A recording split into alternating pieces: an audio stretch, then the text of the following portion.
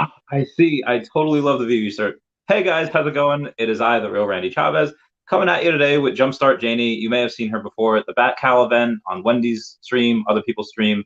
Everyone say hello to Dashi. Hello, Dashi. Uh, so, how are you today? I am good. My voice is a little bit shot still. So, how are you today? I am good. My voice is a little bit shot still. How are you today? Oh no, we're on a loop. I'm good. My voice is a little bit shot still. Is that me or you? Today? Oh no, we're on a loop. I'm good. Let me try to I'll try to de-add you, and then I'll re-add you to the stream. Oh no, we're on a loop. And then we'll go back. Wait, this is remove stream. Okay. Okay, so like I said, a little bit of technical difficulties, but let's see what we got. Remove stream. Okay. No. Better. Wait, okay, so like I said, a little bit of technical difficulties, but let's see what we got. Remove stream. All right, let me try this again. Okay. Maybe I'll. All right, let me try this again. Try Xing out and then going back in. Maybe I'll. Yeah. All right, let me try this. Okay. All right. So everyone, we got some people verified. So Dive Jedi, Wendy's been on a couple of times. I was just on Wendy's stream like yesterday or 2 days ago, something like that. So I would totally go check that out. Me and Janie were on that stream. So glad that Joey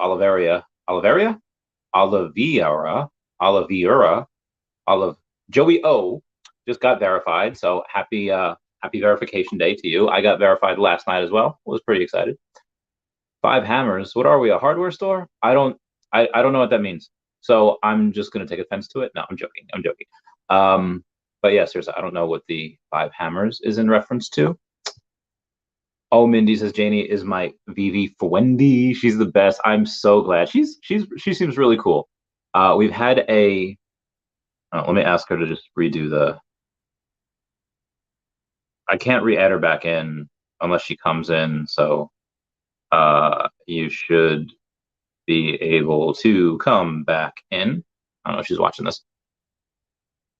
Oh, the Thor fans. Okay, that's what it meant. Come back in. I don't know if she's watching this. I'm not sure why that's. The Thor fans. Okay, that's what it meant. Come back in. I don't know if she's watching this. I'm not sure why that's. The Thor fans. Okay, that's what it meant. Come back in. I don't know if she's watching this. So when I muted myself, I still heard it on yours. Okay, so it sounds like it's your camera for whatever reason. Do you have it playing on your YouTube? I literally just shut everything down. Can you hear me now? Yes, you're good now. We're good to go. Okay. I had like 500. Not even joking. I have about like 500 tabs open, and so I shut down everything. And I had Discord running too. So okay. That's the reason why. So I'm sorry about that. I'm a streaming noob. So I am not going to, I guess, open YouTube. I'm still new to this. So sorry about that, guys. All good. We are past it. So what were some of the tabs that you had open? I mean, I know you do a lot of stuff with like fashion beauty, but like was it all work related, or was some of it like stupid stuff too? Like, oh, hey, funny regular show and Adventure Time moments that you're watching on YouTube, or was it all like your business? No, it's a lot of different types of things. So I had on there, let's see, Canva. I was actually just telling someone about this tool the other day, Canva, but it's great if you're wanting to do design, but maybe Photoshop or Adobe is too expensive. Canva, there's a free option and a premium option, so you can make different layouts and things like that. What else? Obviously, I have like 50 different things for Twitter going on. Discord, as I mentioned, Instagram, some news feeds. I have like tons of Google alerts. I literally, Randy, feel like I am falling deep into the rabbit hole of information, and also just drinking from a fire hose every day. So I mean, it's pretty wild, I'll say. Yeah, there's I feel like a bunch of people have gotten to this point, and it, sometimes people don't, but at what point do you think like, hey, I don't really need to take in new information. I know this project well enough where I know it's good. Like unless something really detrimental happens, I don't really need to watch, 10 hours of content a day or something like that. Have you Um, thought like maybe you're getting there soon? So I just, in general, I love learning and I'm super curious. Like one of my favorite books growing up was Curious George. And there's like video footage of me as a child in Korean, literally pointing to things and being like, "Igo moya," which means what is that in Korean? And literally following people around and just pointing at things. So I think it's just been always my nature just to be curious. So I like learning. But I think to your point, I think when you're first learning about a specific topic, it's really important to literally go deep and just immerse yourself and have a diversity of voices and thoughts to do your research. And then from there, I still think it's important to have your finger on the pulse. But now it's just more that I am so excited to learn and I want to know what's going on in the markets. So I feel like every day, and I don't know if you feel like this, I'm curious to know because you've been in this space longer, because I just started my journey in January. Um, but I feel like I don't have enough time in a day. Like sometimes I don't even want to shower or like go and eat. And for a while, my mom was like, you straight up look homeless. Okay, this is me. This is the way that I speak, but in Korean, obviously more gently. She was like, you look very homeless. Unless you're filming TikTok or video content, then you look like a human being, which is very true. Yeah, I'm a fan of your TikTok. I think it was I know you got sick after NFT NYC, but have you uploaded new content recently? I just was about to hit post on one, but I wanted to be on here for the stream. But I did post NFT NYC day one, which I did tag you in. And a funny story, Oh my I God, didn't, yeah, there's me. I was there yeah, in a you were there and buying your comics at the Back House event. yeah, Uh, yeah. This is so cool. There's you in the Harley Quinn outfit. That was so great. Yeah, And I have good like time. dedicated ones for back cows and like a little tour and stuff coming later on. Yeah, And I'm very sorry in advance if you guys are here or you're going to listen and you're at the back house event and I was supposed to send you a comic. I have not opened it or touched it because I've had COVID. So I didn't want to contaminate anything. So I will wait until I'm already tested negative, but I just want to be safe than sorry. I was going to use gloves, but I just don't really want to get into that. So I don't know. Maybe yeah, I'm just paranoid, but I just want to be clear. I didn't forget about your comics that I was supposed to send. Oh, Mindy. Thank yeah. you. A lot of Mindy's the cool best. people. Yeah, she seems great. She's been on my commenting on my stuff for a long time. So I mean, especially you with the doing the TikToks, but yeah, I definitely understand not having enough time in the day because not only do you want to hear a lot of people's different reactions to the same piece of news, because it's like playing a game but having six different routes. It's like Pokemon. I want to play the game with this starter, or I want to play the game with this starter, and I want to catch these Pokemon. Different ways to play, which I think why the replay value is so good. Um, who's like your go-to like top three? Be like, I need like Taps's opinion on this and Foster's opinion on this, and then Sleeping Comics opinion on this. Like who's your top three that you got? I mean, I have notifications Well, I enabled for feel like like so I have many to say people. you because I'm on your stream. No, but I appreciate you. I mean, like, it's funny because with Randy, I just want to share a short story. But I saw you on TikTok, but I started following you on YouTube first. Like, you were actually one of the first YouTubers I was following, and I was a lurker. And I still kind of am. I don't really comment on everything, but now that I am creating my own content, like I get it.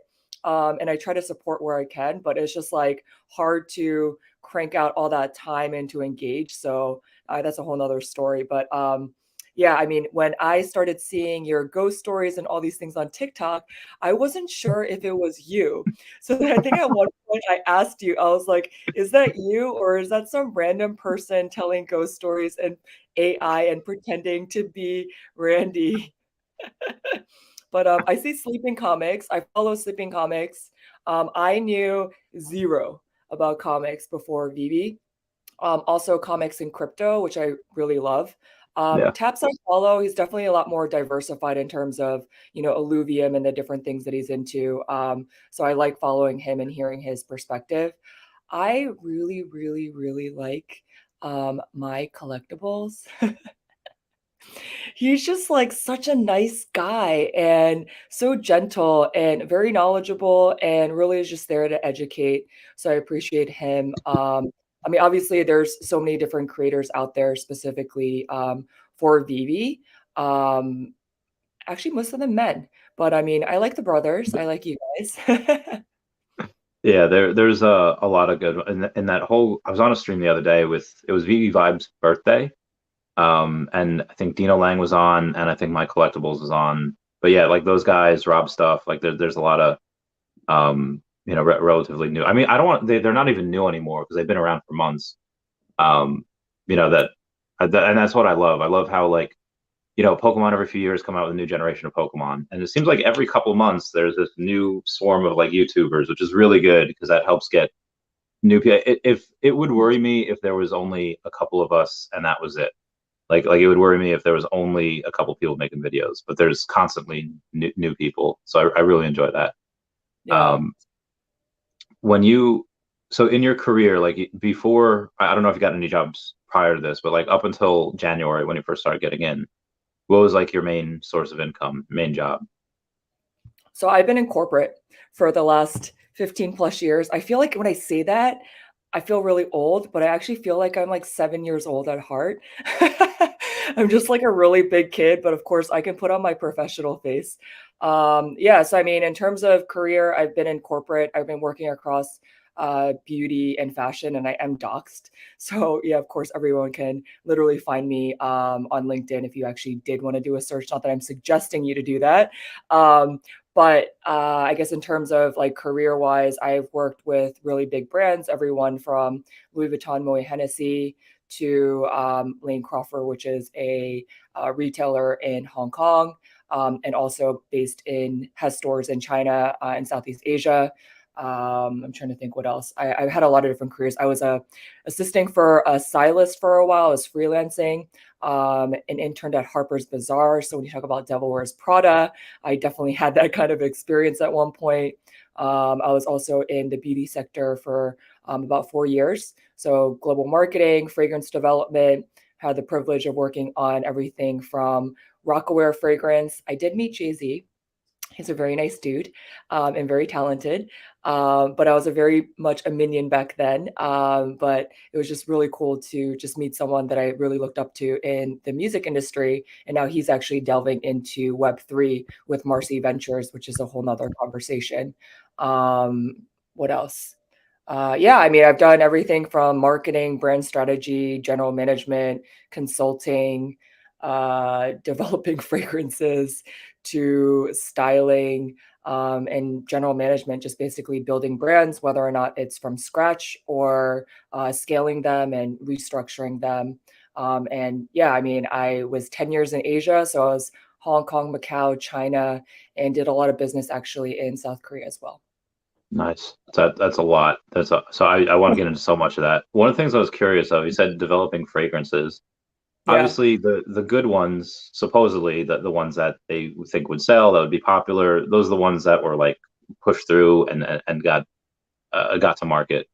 What were some of the ones that you think should have but didn't? And then what were the ones that were like, why was this an idea? This is so god awful. Yeah, so I mean the process like is actually really interesting. So maybe I can kind of take a step back and to explain that. So it actually really depends if it's a designer, actually like a just a fashion brand per se, just say like Kate Spade or Juicy Couture or even Gucci, versus a celebrity like Taylor Swift and Britney Spears, which actually was done by the company that I was working with. So I had friends and colleagues who were working on that. So you basically go in with a creative brief for these brands. So, the look and feel, the aesthetic, the brand story, the values. And then you then work with a fragrance house and a perfumer specifically, and different perfumers will actually pitch their fragrances based on the brief that you have. And obviously, you also put forth, different, I guess, fragrance references that you like. But obviously, you can't copy exactly because no one actually knows the formula unless they're all coming from that fragrance Yeah. house. And then you'll go through rounds of actually smelling. Honestly, at the end of the day, just like fashion, it can be very subjective. There are obviously things that are mass aesthetic that people like. If it, is too woody, for example, an oud, OUD, which is a type of very heavy, musky fragrance that's more popular in the Middle East. This is not going to be something that, a customer in Asia who prefers something lighter and possibly more floral or fresh or citrusy is going to be into. Of course, these are just generalizations, Yeah. but overall market sentiment. But I mean, from the ones that I worked on, I don't have them anymore because it's you can't keep fragrance for that long, and you shouldn't keep fragrance for that long, just so you guys know. But I used to keep mods. So we call them mods as a modification. So you get like samples. So if we Mhm. were working on different iterations and I personally like them, I would keep them and wear them. And they may be actually different than the product that we launch. But Oh, yeah, that's uh so you that's had like one of ones. You pretty, had stuff that like nobody else had. yeah. And I mean, like if you were, kind of actually I realize we are recording, but whatever. I don't work in beauty anymore, so it's all good. Yeah, no. Yeah. But I mean, if you're friends with people and you wanted, more of that modification, then I'll just be like, hey, like, is it possible? I mean, sometimes they say no, and sometimes they already have a batch created. So they'll just pull from that batch so you can actually keep that. Yo, what's up, Team Vice City? Is that what you look like, or are those famous people? Oh He wait, you used to, said Team Vice City? yeah, that's his. I didn't even know what his real name is. Rick Delangle. Oh, okay, so that's the okay. No, he's solid. Like Which one is super. he? There's two people in I there. don't know. If you're still there, can you tell us which one you are, or if these are famous celebrities? Because I don't know anything about American celebrities. I'm not gonna lie. So that was the other thing that I wanted to get to as well. You spent 10 years in Korea? I spent 10 years, about over 10 years in Asia. So Okay. Yeah, where? Well, tell me all about well, I guess first of all, I'm Korean American. I was born in the US. I lived in Korea when I was 5 for about a year because my family went there to do some business, but ended up coming back to the US. And I forgot how to speak English in the process. It can happen.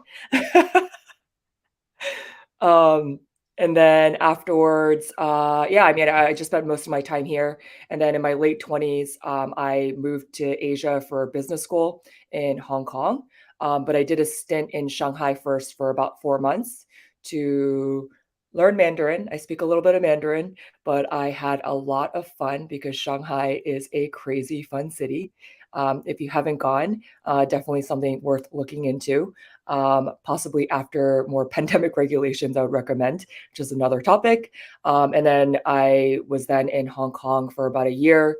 Actually did an exchange over in Barcelona in Spain for about 4 months, and then moved back to Hong Kong, found a job in Macau, lived there, moved back to Hong Kong, and then pretty much have been there. But I did a job or had a job where I was traveling to Korea. Yo, what's up, sleeping, my Korean brother? For almost 3 years. So I was traveling every week. Oh my So God. it was insane. So I mean, I worked the corporate grind hard. Yeah. So the you said you went to business school before you were into the fashion and beauty, right?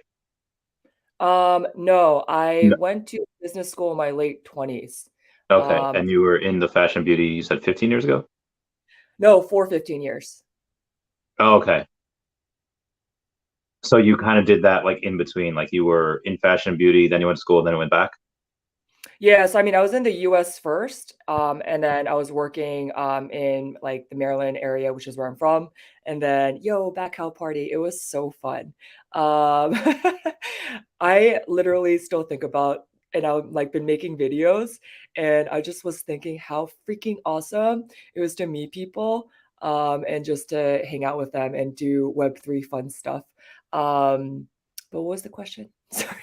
Oh yeah, no, I was just trying to get the timeline of you were in fashion and beauty, then you went to school. So why go to school? 'Cause if you already had like a career, like what was the goal? Like what was your mindset? I mean, I know part of it was just being in Asia and just having a good time. You kind of nailed it. I was working for, in corporate. I was just working really long hours and, doing the grind. And I actually had an opportunity with one of my companies to move to Singapore. And at the time when we were looking at global business, um, US was down double digits, so was Europe, and Asia was popping off at that time. And so that made me really curious and wanting to move to Asia and to pursue opportunities there because the market was hot. And this transition, unfortunately, I didn't work for a bank and I didn't work for a company like L'Oreal. So if you're interested in beauty and you want global positions, that's the company for you because they will basically find you. I don't want to speak in absolutes, help you possibly to find you opportunities in new countries or new roles about every 18 months. So they're known in the industry to really actually help to churn and give people a lot of opportunities.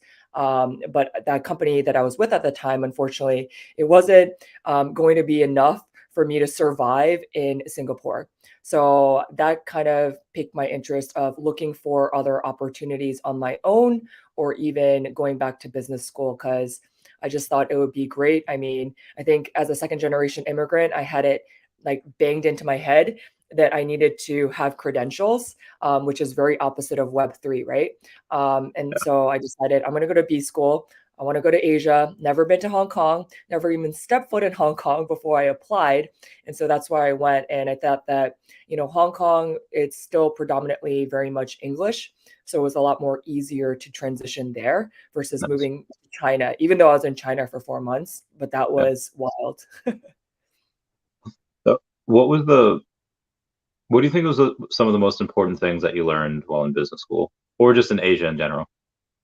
Uh, Business school, number one, I would say like community. There was about 106 of us, if I remember the number exactly, of friends and people who were in my class. Like our class was super small and they came from all around the world. So, I mean, from everywhere from Finland to India to, Kuwait to China and all over the world. And so I think that was really cool to be able to have friends that I can go visit or chill with. Do you know the country Brunei? I don't believe so. Okay. I mean, no judgment because I didn't know. One of our classmates was from a country called Brunei, which is next to and adjacent to Malaysia and Singapore. What's up, BB Fam Bam? Sorry, I get into these like hello modes. Sorry, I'm not really commenting. I don't know how to use YouTube very well, so please Oh excuse no, me. it's fine. I just like these aren't necessarily for you to like to respond to each one. It's just stuff that Okay. I think is like, for each what do you call it? It's like that the audience might be like, oh hey, this is a decent comment that should be going on in the background. Oh, okay, okay. All right, you gotta teach me the ways of how to do this because I get distracted. Like I want to read, but then I'm distracted, and then I get confused. I forget what I'm talking about. It's like a ADD situation. Okay, so Um, community and then I like it how you're bringing me back to earth. I'm going from like zero to prison, like super fast and excitement, and all these things I'm talking about. So I need that. So I mean, I think for business school, it's community, and the second thing is global perspective.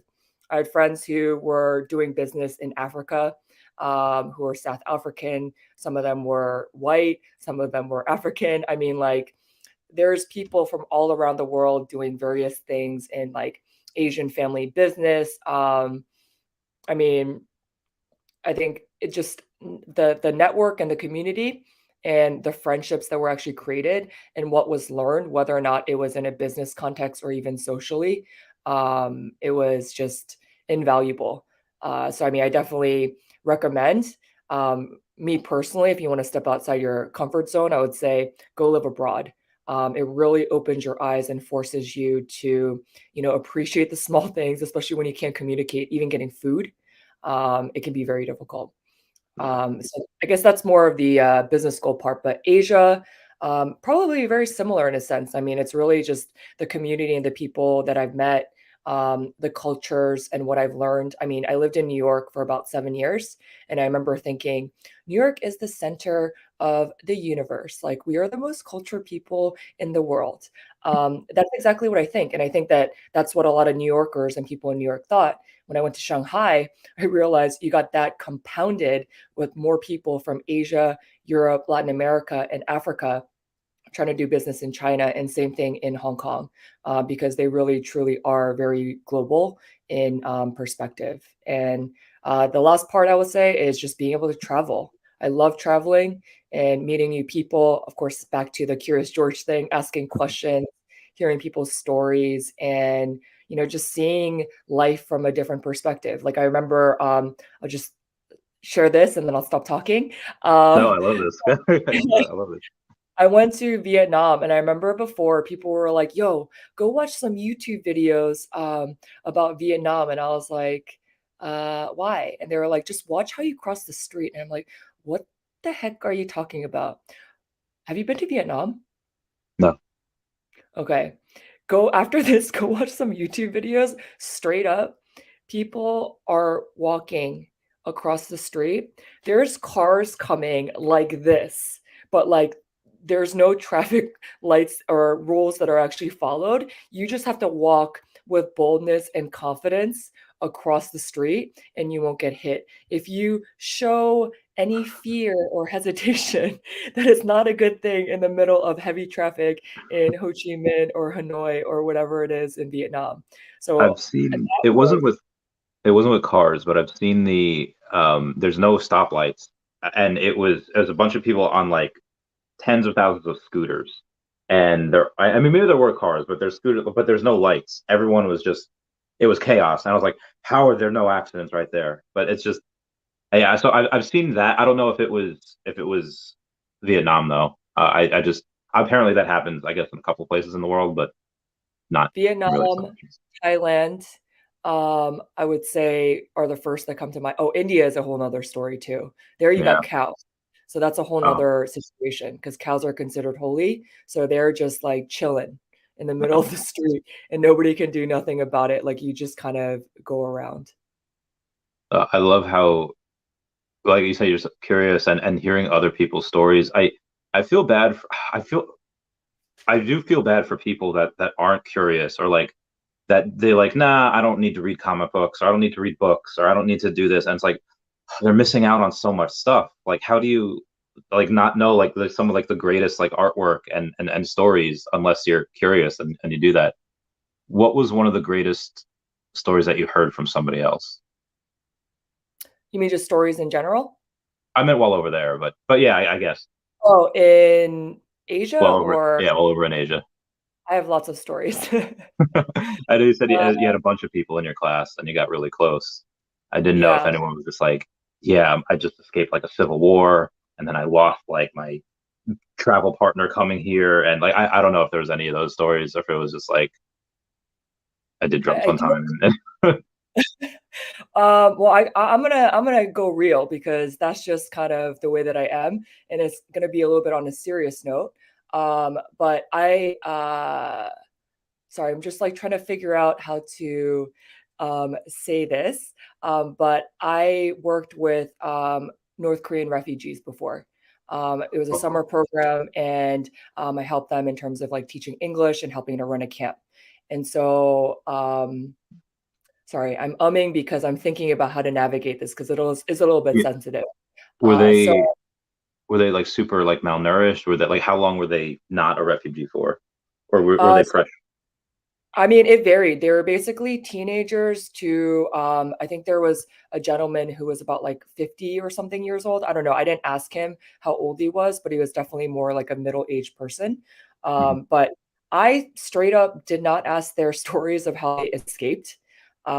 Just because I feel like that's something very personal. And if it's something that they want to share, of course, I'm not gonna lie. Like I said, I'm very curious. I was dying with curiosity of wanting to know how. Because Yeah, you I would read all ask. these books or YouTube or things like that. But actually getting to hear some of their stories is like, it was insane. Literally packing up in the middle of the night, figuring out like routes to go to, like swimming through raw water, going through Cambodia, like getting shot at. Like, I think I had heard these in videos and in um, books, but it just sounds 50 is not middle age. Sorry, I just laughed at someone's comment. I'm sorry if you're 50. It's not appropriate. I apologize. I'm almost That's 40, fine. but I He's still feel trolling. like He's trolling. I know. Um, but yeah, I mean, it was just it's insane. And I know that you served as well, Randy. So you know this may hit close to home, but when I heard this story of this boy, I mean, now he's a teenager of what he went through, like that was shocking. And then I heard another girl who I actually ended up rooming with. It was a bunch of us rooming together, and the sweetest girl, and she shared her story one day, and I was like, what? She was around 7 or 8 when her uncle and her mom and her actually escaped. And so her uncle was piggybacking her and like literally running through and like trying to swim through things because she's too small, right?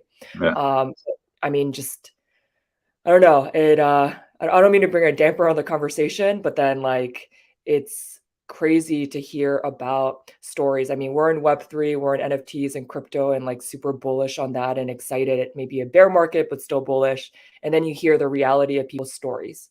Yeah. And that kind of makes me think right now, even as I'm like externally processing as I'm sharing with you.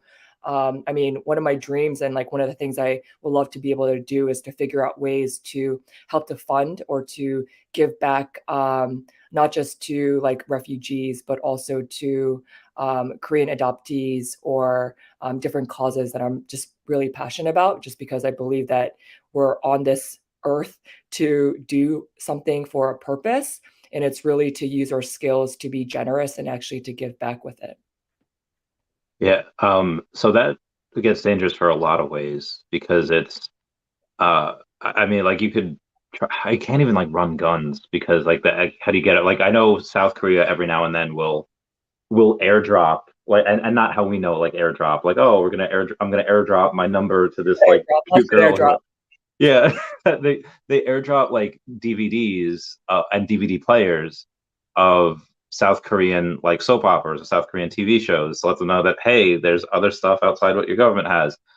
Um, I, I don't know how like can you even get stuff into the country? Like can I mail stuff to places in North Korea? Well, we're like really delving into like crazy territory. God, please protect me as I talk Oh, about this. if you're just like hey, like No, some no, no, I'm people in okay North with it. Korea might find me, then by all means don't. But I don't No, care. no, no, Give my I'm name. okay with it. Feel like it was Randy Chavez. Armed to the Um, teeth right now. No, it's cool. I mean, this is public knowledge. Like if you do research, you can find out about it. So for example, like people will do things like literally in a Ziploc bag, and we actually pack these. You'll pack rice. And Mm. so I'm Christian. And so this was actually just full disclosure, this was like a Christian outreach. And so we actually packed like small little portions of the Bible in it and literally wrote notes in Korean to whoever received it. And what they would end up doing is that they would take these bags of rice that they like package multiple times and float them into the water at the border when the tide was going in a specific direction. They did do the airdrop thing too, where literally they'll take balloons or different things or parachutes. There's a Korean drama, Crash Landing on You, if you want some texture. I mean, it's a little bit sensationalized, but it's still a good, interesting thing to watch. But they'll literally fly it over the country and people would access it that way. But the other thing is, again, this is Googleable, so I'm just sharing information. There's Googleable. Googleable. Sorry, that's not even a real world. I I just made love it so much. New favorite word. that. But there's a black market. I mean, you can get burner phones in North Korea. Just people don't know about it, and people don't talk about it. They take the ones from China, and there are traders who go, and there's black market where you can get Western products. I mean, it's been in the news, and there was an article at CNN like years ago about how there are stores that can only be accessed by government officials, and in these stores you have luxury goods and they're coming through the black market through China or Russia or different countries. And you can only pay with US dollars, which is really funny too. So, Yeah. I mean, the whole like economy and I mean, communism, that's a whole nother topic of conversation. But yeah, we're getting into some real deep stuff. It's pretty fun. Like I said, it's where the conversation goes. Yeah, like it could be about Bigfoot. It could be about trying to run guns to the North Koreans so they can take out their oppressive government. So yeah, that's so smart being able to when you know the tide is going a certain way and you just put all the bags of right. That is so. I wouldn't think of that. Like this is why I love asking questions also because I feel like I'm like a dummy and I learned so much from from that as well as I'm sure you do too. The and if you want to play in U.S. dollars, I wonder if you could mine Bitcoin over there. Like I imagine the electricity grid is not too good, and you probably wouldn't be able to, or for mine something, you know. I mean, this is just total speculation on my end because I don't know the inner Yeah. workings, and I've never been because I'm an American passport holder, and you Mhm. can't go. Especially after some other things politically happened. I just read some of the comments, and Randy, you have to protect me if I get something Oh, happens. oh, I got that. Like I said, ever since I got like, so I had this is like such a weird No, I'm just story. playing. No, it's cool. I had I had like I had death threats in like March or April or something, What? and I was yeah. So Why'd you it was like a Korea, bro? yeah. It was like it wasn't I don't it wasn't from Korea. They so it turned out I don't I still don't know if it was like a real thing or if it was just like a scam. I'm erring on the side as probably a scam because I never heard from them again. But they were just like Randy Chavez, and like they had like my cell phone number, and I don't know, like I usually don't give that. I don't know how. Or I think I know how. But then it was a long story short. Say like you owe me money. Sent me pictures of like cut up bodies. Said, and they were saying I'm X and X and X from like this new cartel, and if you don't give me money, I'm gonna. And I was like, freaking bring it. So then, so I tried to like really boast, and then I was like, okay, I don't have all my guns are in New Jersey because like all my like where I used to live when I was in the military, all the you couldn't have like New Jersey that you'd have to buy guns from Pennsylvania, bring them over state lines. Not that I did any of this, but and that's how you would get your guns, and you'd put them in a storage locker, most of them, or keep some in your house. And I still have that storage locker, and it is so when I was like so I immediately after I like told the guy to like bring it. I like call the cops, like, listen, I have no idea what's going on. I think I got to go to Jersey. I have to just like, can you like send a squad car over every now and then? And they're just like, probably Dude. just a scam. Like they didn't do anything. And I was like, okay. They like call me if like call if they like call back or text back. I was like, I blocked the number. Like I don't, but they said like they had my address. So I was like, so I immediately go. I take like the 3 hour trip to New Jersey and I had to go to my friend's place that had the heavy duty coil springs in the back of the truck so that the car didn't lean from all the weight.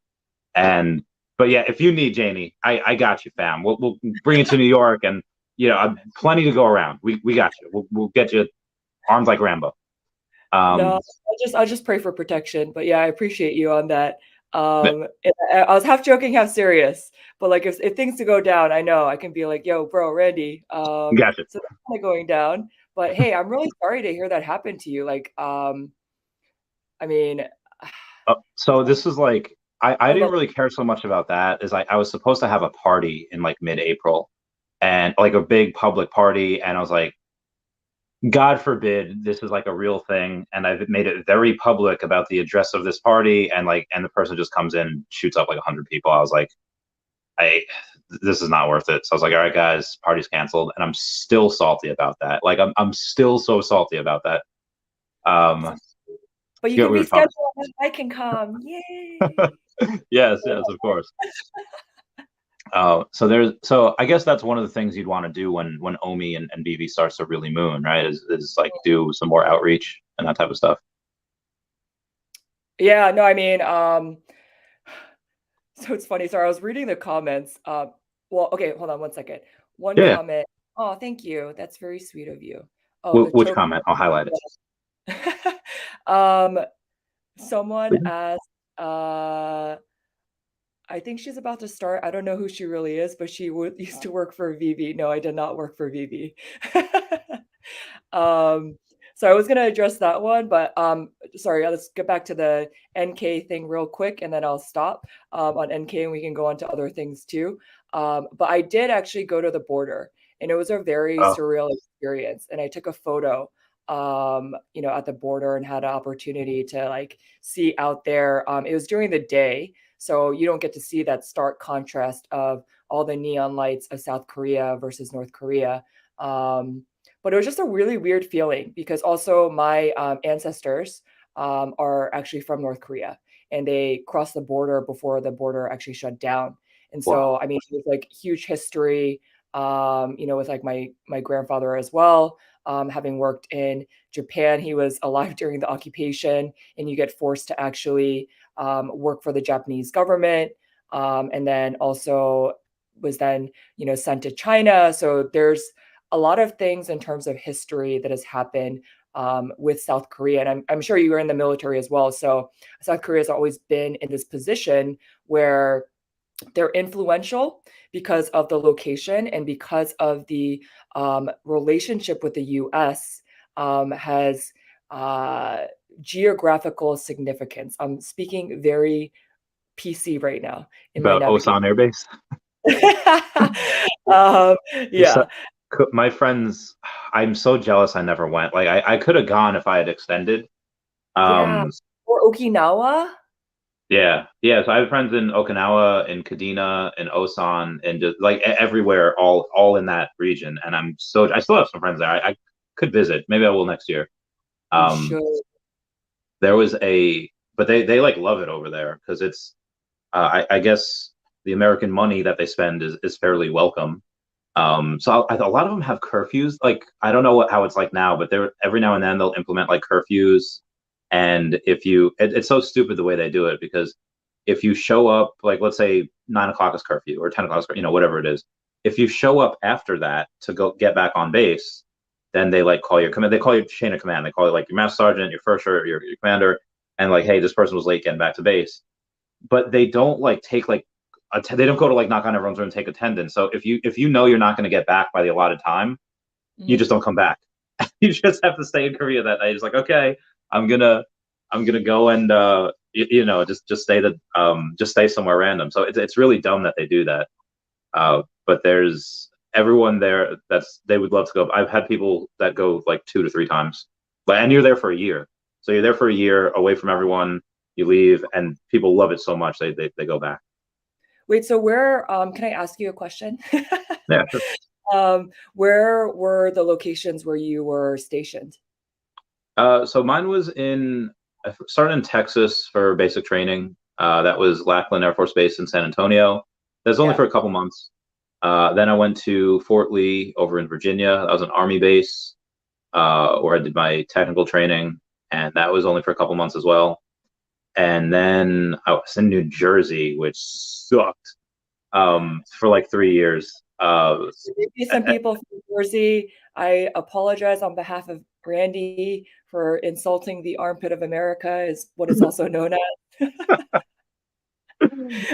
So my friend Steve, he's such an awesome person. He still lives there, and like I hate visit because I have to go back to New Jersey. He's like, just come live out here, bro. I was like, I swore I would never. I'm like Chance from like the Homeward Bound when like the dog catcher was about to take him to the pound. He's like, no, I swore I'd never go back. Like I swore I'd never go back to New Jersey. Um, so I was there for a while. I was in Kuwait for 7 months, and it sucked kind of at the time because it was super hot like all the time, and there was sandstorms, and it's just you're working so much. But now I don't know. Like I miss it. It's weird. Like when you're deployed versus when you're deployed, you just want nothing to be sit in a recline chair and drink a couple beers and just But then when you're here, like you just like I want to go back. I can't explain it. It's only for people that like have experienced it, and Yeah. nobody else gets it. Um, but yeah, those are the only real places that I had gone. And then traveling in between, but it was just like flying here for X amount of time and then flying there. Yeah. I think our goal should be the digital nomad life. Because I just talked to someone who is a Web3 friend, and she's based in the UK, and she's Mhm. traveling for 1 year um, all around the world, and she's in crypto. And I think her partner or husband, I think partner or boyfriend, Yeah, is also in crypto. So they're kind of doing their own thing. And I'm like, dang, it's so freaking cool, man. yeah, that's awesome.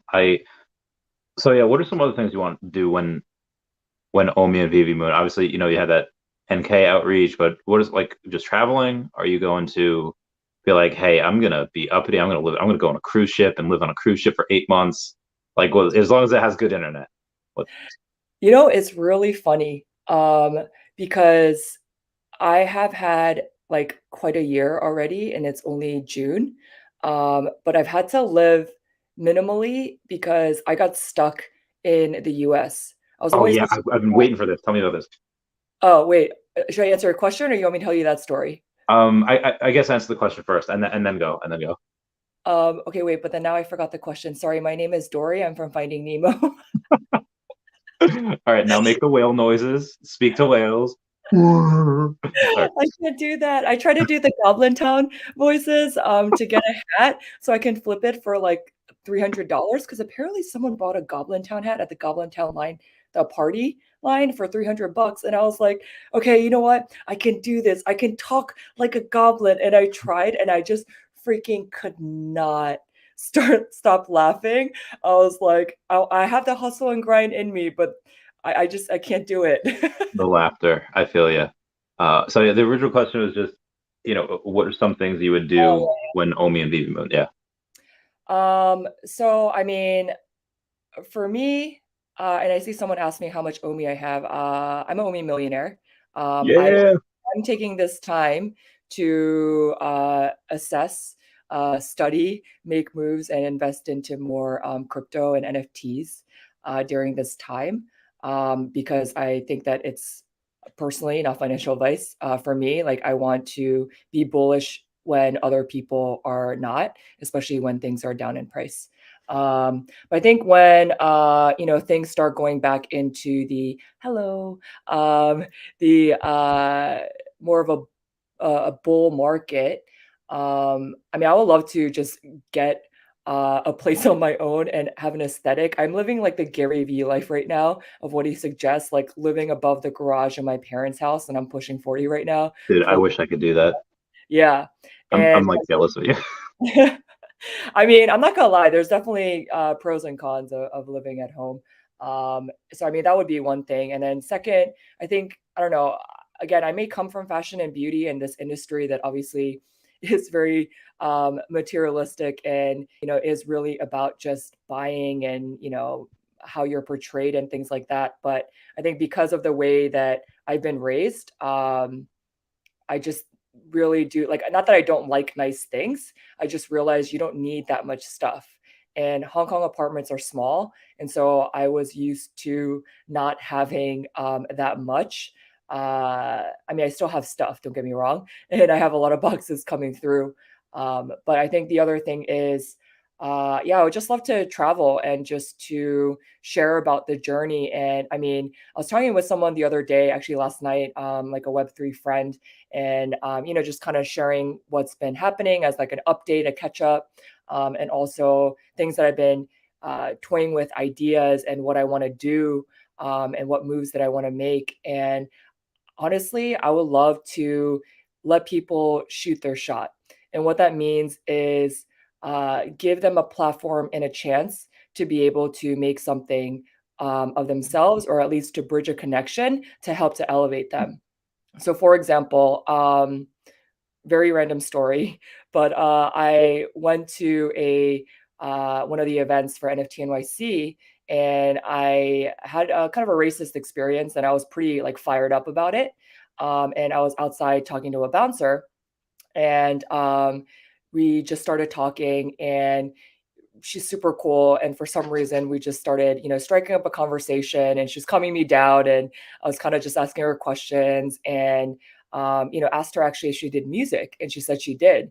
And so I just started kind of like encouraging her and being like, hey, like I have a relationship and a friendship with the person who is throwing this party and this project and this brand. So I'd love to just connect you guys. I don't know if anything will come out of it, but like you shoot your shot, you tell them what kind of music you're doing, give them your 1 minute pitch and see if something comes out of it.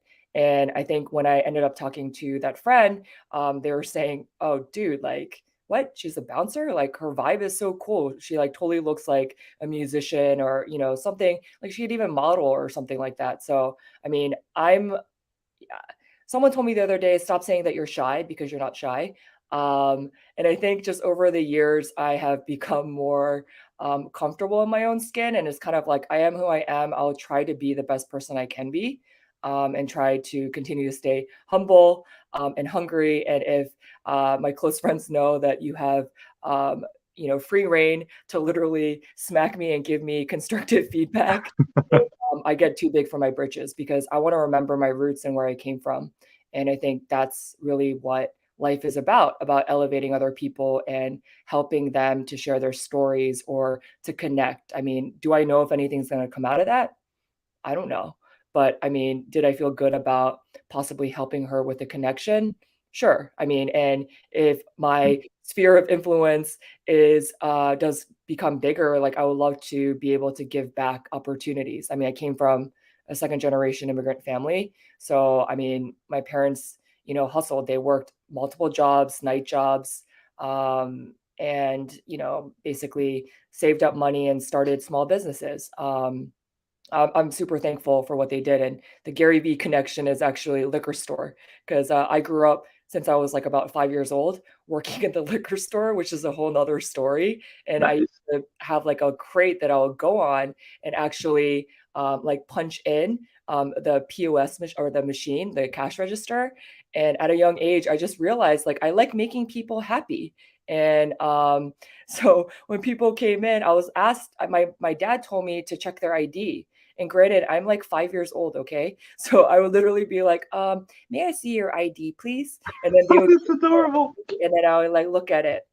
And then I was taught you have to look at the number and then calculate, and they have to look at their face and then make sure it connects, right? So I would, do my thing and they'd be like, oh, thank you very much. And then I realized that I just started asking everyone, even the old people, older. Well, for me, I was 5, right? So everyone was old to me, older people with white hair. And I realized like those people were the most excited, but I didn't know like that because they're like 70 years old, like no one asked for their ID. I just thought like they're super happy about it. And then I would ask them, so would you like to buy some candy? We have Reese's, we have stickers and all these things, but it was like a game to me. So it was actually quite fun. And I just totally went on a tangent. No, I love that. That's such a cute story. And I guess that's an origin story of why, you're curious because you got to ask questions and you received a lot of positive feedback on that. Um, that makes sense. That's really good. The so yeah, tell me about the time you were stuck in the US for something because you are a US passport holder and you couldn't go random place. Like, yeah, tell me that story. Yeah, The I tough mean, process. yeah, no, I'm very open about how I got started in Web3, and this is kind of like the genesis, basically. So, I mean, I've been in 10 years, like I said, like working in and living in Asia, and I was coming back for Christmas holiday in mid-December from Hong Kong, 3-week holiday in the US, and I was planning on going back. And so so the day that I was leaving, so I was actually running one of the brands within like a fashion brand, part of one of like the big family conglomerates in Hong Kong, and I got laid off the day that I was leaving. And there's a whole story behind that, but I won't get into too much details. But like basically, I was laid off that day, and I needed to get like 2 COVID tests to make sure that I didn't have COVID and I could fly because Hong Kong and China are very strict with restrictions. And so I got on that flight. I still remember I had 2 of my closest friends over for dinner, and we had pizza of all the things and like had some wine, and I was packing things up, and I was flying at like midnight or something like that. And I did not think that that was going to be my last meal with my friends and that I wouldn't see them, and I wouldn't go back. And so when I came back, obviously I was not working and it was a clean break. So I didn't have to like hand over or do anything, which was nice, and got a little bit of severance, which is great because you get some runway. And then I just Christmas time chilled, watch all my Christmas movies like Elf, which I love. And then January 1st, literally out the gate, I just started Googling. I started Googling what is Bitcoin? What is crypto? Is it a scam? What is an NFT? How to buy it? And that kind of gets me into how I found Veve because I was trying to get into NFTs, and I'm not a crypto native at the time on January 1st. But as Yeah. I was studying, it was super complicated. You got to, set up an account, but not only that, you got to transfer your fiat or your cash into an exchange. And then for OMI, for example, you need to transfer it through like BitForex or depending on what country and exchange. So, I mean, I watched a ton of videos and I was 2 weeks in to my journey. Thank you. 2 weeks into my journey and funny. You know how I post about, I was scared you're going to get into this, but I'm going to hit it first. Um, but like I make some ridiculous videos just for fun. And my mom is always like, so how many followers do you have? And then when I tell her, she's like, oh, these like power bloggers, they have like 100,000 or 1 million followers. I'm like, Mom, I'm not that important yet, I guess. But she's supportive and she likes my Instagram reels and stuff like that, which are basically my TikToks. But I mean, it's just yeah, just like from there, I went on a online date because I do talk about Web3 dating and criteria and, at Bumble just for fun. I mean, are they going to respond? I have no idea. Maybe. And so I went on this date through online dating and which actually reminds me, I should reach out to him because we're supposed to be friends, but I've just been really busy like You doing just my, left them hanging? well, okay, there's a story. So we met and like he actually invests in crypto. And by this time, like I was like definitely like heavy into my investment, had already started into Veve. And we were talking about it and he goes, hey, you know what? You should share about your experience and your journey. And I was like, I don't know Jack. Like, what the freak am I gonna tell people about? And he was like you're passionate and you're kind of funny. And I was like, oh, okay, that's very nice of him. And he was like, you can speak well. I was like, oh, that's good. But he was just saying, like, just share about what you're learning about. Yeah, January 2022, January 1st this year. So the date was on the 14th. And he kind of lit a fire under my ass of just saying, like, yo, like, do this, get started. I knew about the Gary Vee method and stuff like that because I used to illustrate and did a small business previously in like a past life. And so I thought about it, I prayed about it, and decided, sure, why not? And I gave myself 6 months, and 6 months is going to be coming up at the end of the month. But I prepared content for 2 weeks because I just wanted to have a base to work with. And I started posting on Instagram and TikTok, and then subsequently on Twitter on January 31st. So basically the beginning of February. So that's kind of what got me started into, sharing content. And I didn't come on here to necessarily be like a influencer or content creator or anything. It was just like I got laid off. It was a lemons into lemonade situation. I had some runway. I was getting paid. Honestly, I thought that I was moving back to Hong Kong. So my flight was on January 8th. It was canceled 5 times. And then finally, beginning of March, Hong Kong announced a 2.5 month flight extension, or sorry, flight ban extension from the US, which meant that my lease was coming to an end in end of May. And so I just made a hard decision. I was like, you know what? Like I've been paying on an empty apartment. It really just doesn't make sense for me to go back.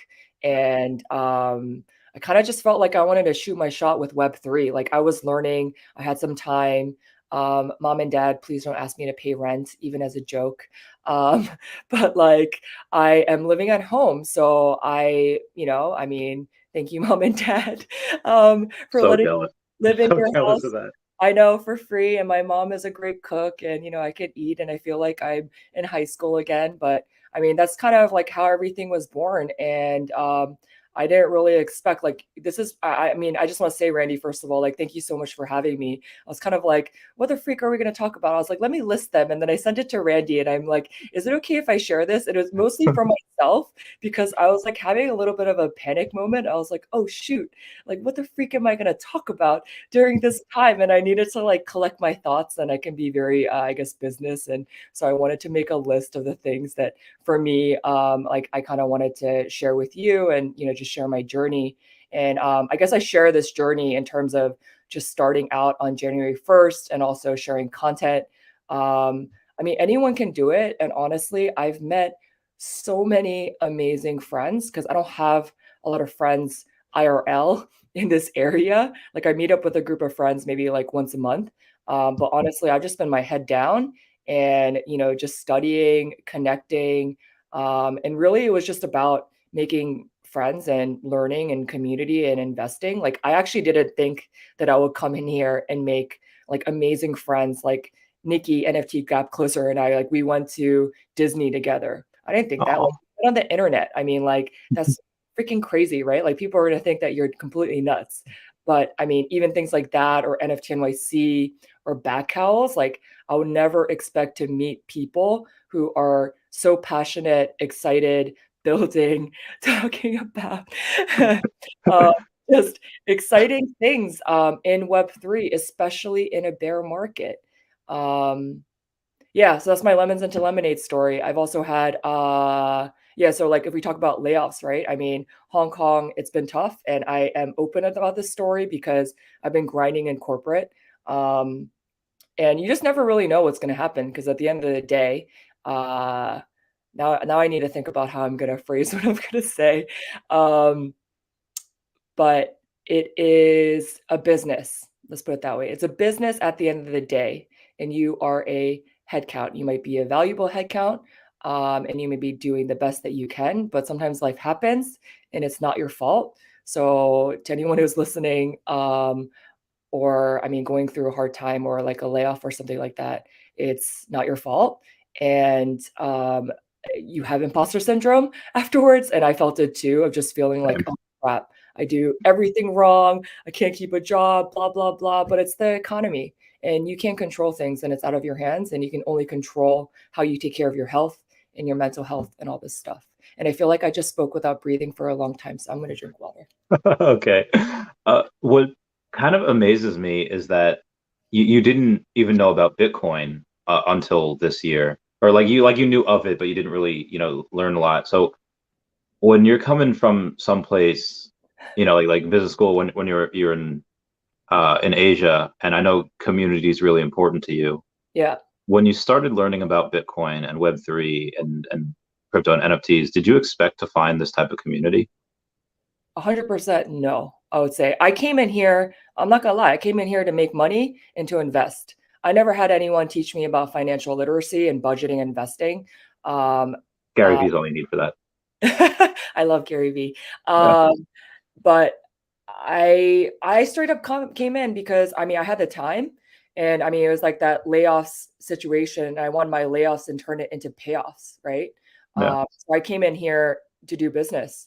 I didn't expect to meet amazing people. Oh yeah, we had an amazing conversation. It's been a minute, Mindy. We got to have another catch up. Um, but I think what really got me to stay and wanted me to be plugged in because I mean, I can also kind of just put my head down and be a lone wolf and just grind. And I know that I got that in me. And, okay, maybe it's not the shy part, it's the introverted part. Like I need my own time. And I realized during the pandemic that I can literally spend time by myself and I feel like there's so much to do. Whereas I know that people who are super extroverted like need people. Like I love people and I thrive in those situations, but I still need my downtime. Yeah. I feel you on that. Same here. A lot of people say like, "Oh, Randy, you're always like having podcasts," or talking to people. It's like, yeah, and I do put out a lot of content, but what people don't see is when the camera's off, I never talk Like like this. because I talk so much, my throat hurts. So I'll just binge like Modern Family or I'll binge like BoJack Horseman or whatever. So is that what attracted you to Vivi at first? Like the amount of red O's you saw or the red circles and the community, or was it the NFTs and like saying like, hey, this a company not only has Disney or whatever, but it also, as was set up here, have first appearance George Washington that's coming on onto the blockchain in on Saturday, I guess. Which is super cool. Yeah, Um, I think it's a lot of different reasons. Again, like I said, I came into this like business. It was an investment. So I assessed, I studied like literally, I'm not even joking, probably 12 to 16 hours per day. I was watching, reading, and just this is all I was doing. And again, like I said, like I wasn't sleeping that much. I'm not saying that you should do this, but I get like super intense about things and I just went freaking all in. And so I during this time when I was studying, for me, again, I wasn't a crypto native when I came in on January 1st of this year. And so Veve made sense. It's an app. You just hook it up. I have an iPhone. I can literally use like Apple Pay, and I have a Disney Casetify. No, I'm not sponsored. I'm not a big potato yet, but I do love Disney. And so, I mean, they had Disney, they had Marvel, they had Batman, they had Superman. I mean, again, I came in during a time when things were about to go on a pump, and that was not, like the best time per se. But I was still bullish, and I invested, like for me personally, what I thought was a significant amount of money into the app. Am I like, is it painful to see the way that, like the way that my vault and everything has gone down? It is, but it doesn't make me less bullish about it. It just makes me, for me personally, again, like I wanted to diversify. And so as I got comfortable with Veve, it got me into other things. But just to get back into Veve, I do want to shout out, and I kind of shout out everyone. So I apologize. Oh my God, sleeping. I feel like the choker is choking me right now.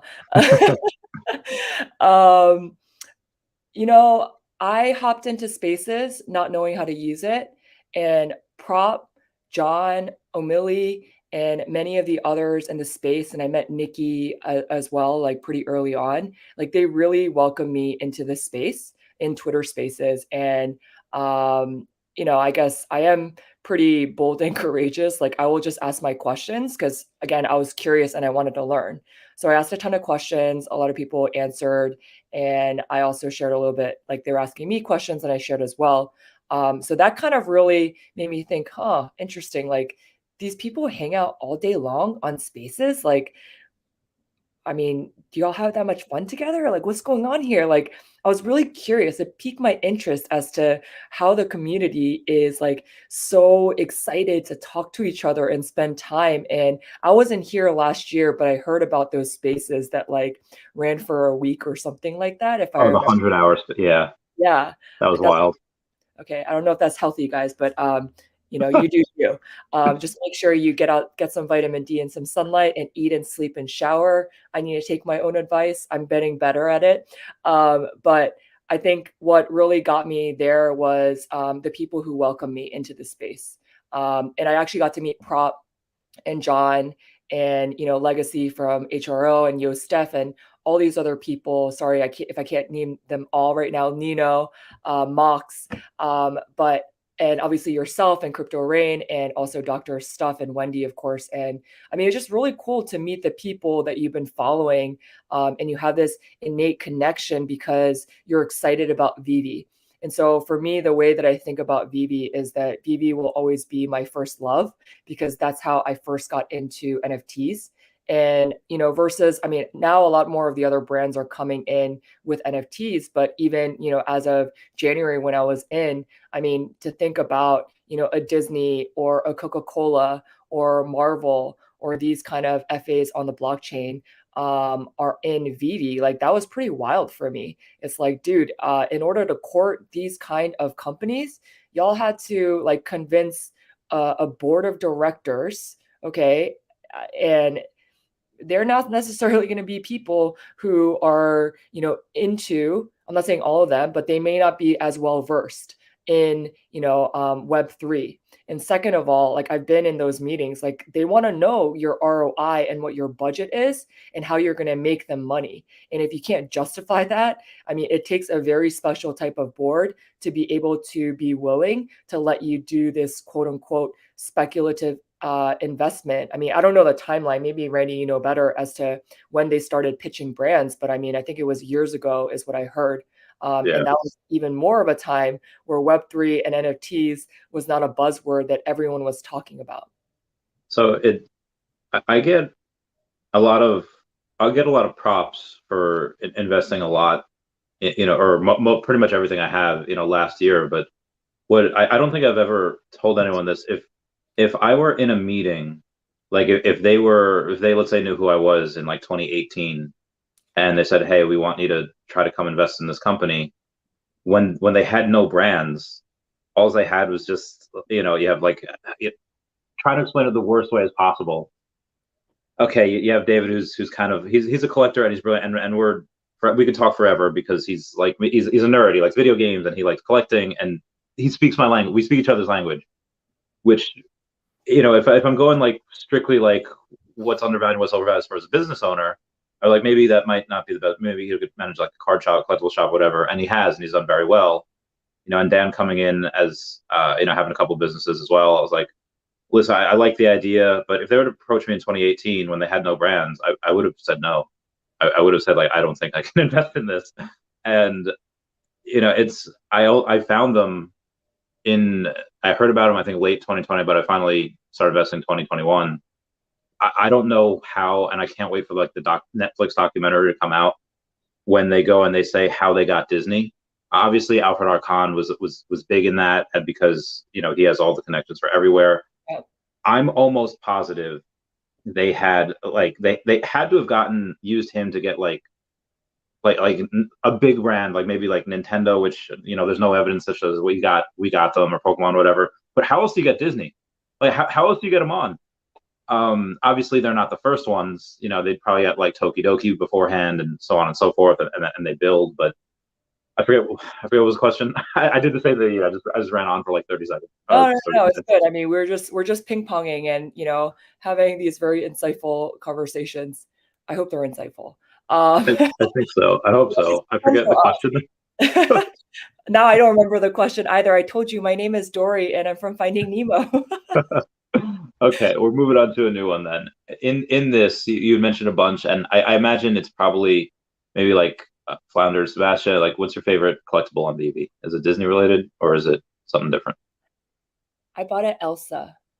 It was Nice. expensive at the time, but I would say my OG favorite. Um, I'm looking at my stuff right now. Um, I really do like Elsa just because I've heard Let It Go in different languages, and I have a lot of Apusti friends. Izabud. Huh? So I don't know why they do this, but in Russian, it should be like when they say like let it Yeah. go. It should be apusti, but it's not. They say it as apusti izabud, like let it go and be free, instead of let it go, let it go. Like I don't know why they do that, but yeah, I also memorized it in Russian as well. Like you, I didn't memorize it. Like I heard it in French and different languages, but I just thought it was really cool. And I mean, I don't know. I mean, like for me, like Disney is very much like feel good. There's a moral to the story and it's fun and it's imaginative. And, especially when we're in the real world and we're adults, it's a nice break sometimes, like that's why, we're also here buying NFTs and, comics and collectibles. It's fun. And yeah, it is an investment too. For some people, I guess more collecting and other people investing or some people in between. Um, so yeah, I would say Elsa, and then I think I saw another question, which was, "What's the favorite collectible yet you don't have?" I actually hopped into Ryan's spaces earlier, and we were talking about this, and I was saying I recently sorry, I'm just laughing at these comments. Got into art. I've been following the art, but I hadn't collected them. But like Grab and Gecko have their own gallery, which is a whole nother thing. And I want to talk to them more about that because it's super cool what they're trying to do. And there's so many people in Veve in this community who are just so excited and doing various things and also branching out, which I personally think is good. If someone wants to be all in Veve, that's okay. Everyone has their own perspective on things. But even the Vaultaholics, I mean, I don't know how in the world they create this stuff, but it is freaking magical.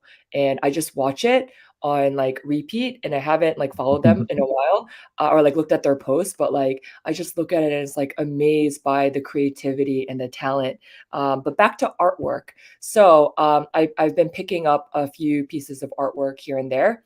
So I picked up Failure of Control, Matt Gondek. I mean, I love the street art, pop art kind of vibe that he has. I was also in Hong Kong. I was traveling in Korea at the time, so I couldn't go to the exhibits, but I have friends who are like really big into art. and we're collecting this kind of stuff. Like I don't got that kind of money, or but I mean I can buy the collectible, right? And I can showcase it in my vault, which I think is super cool. And the Patrick Hughes pieces Oh, I love are those. yeah. And then I hope now it doesn't pump if I say this because Randy, you have a lot of followers.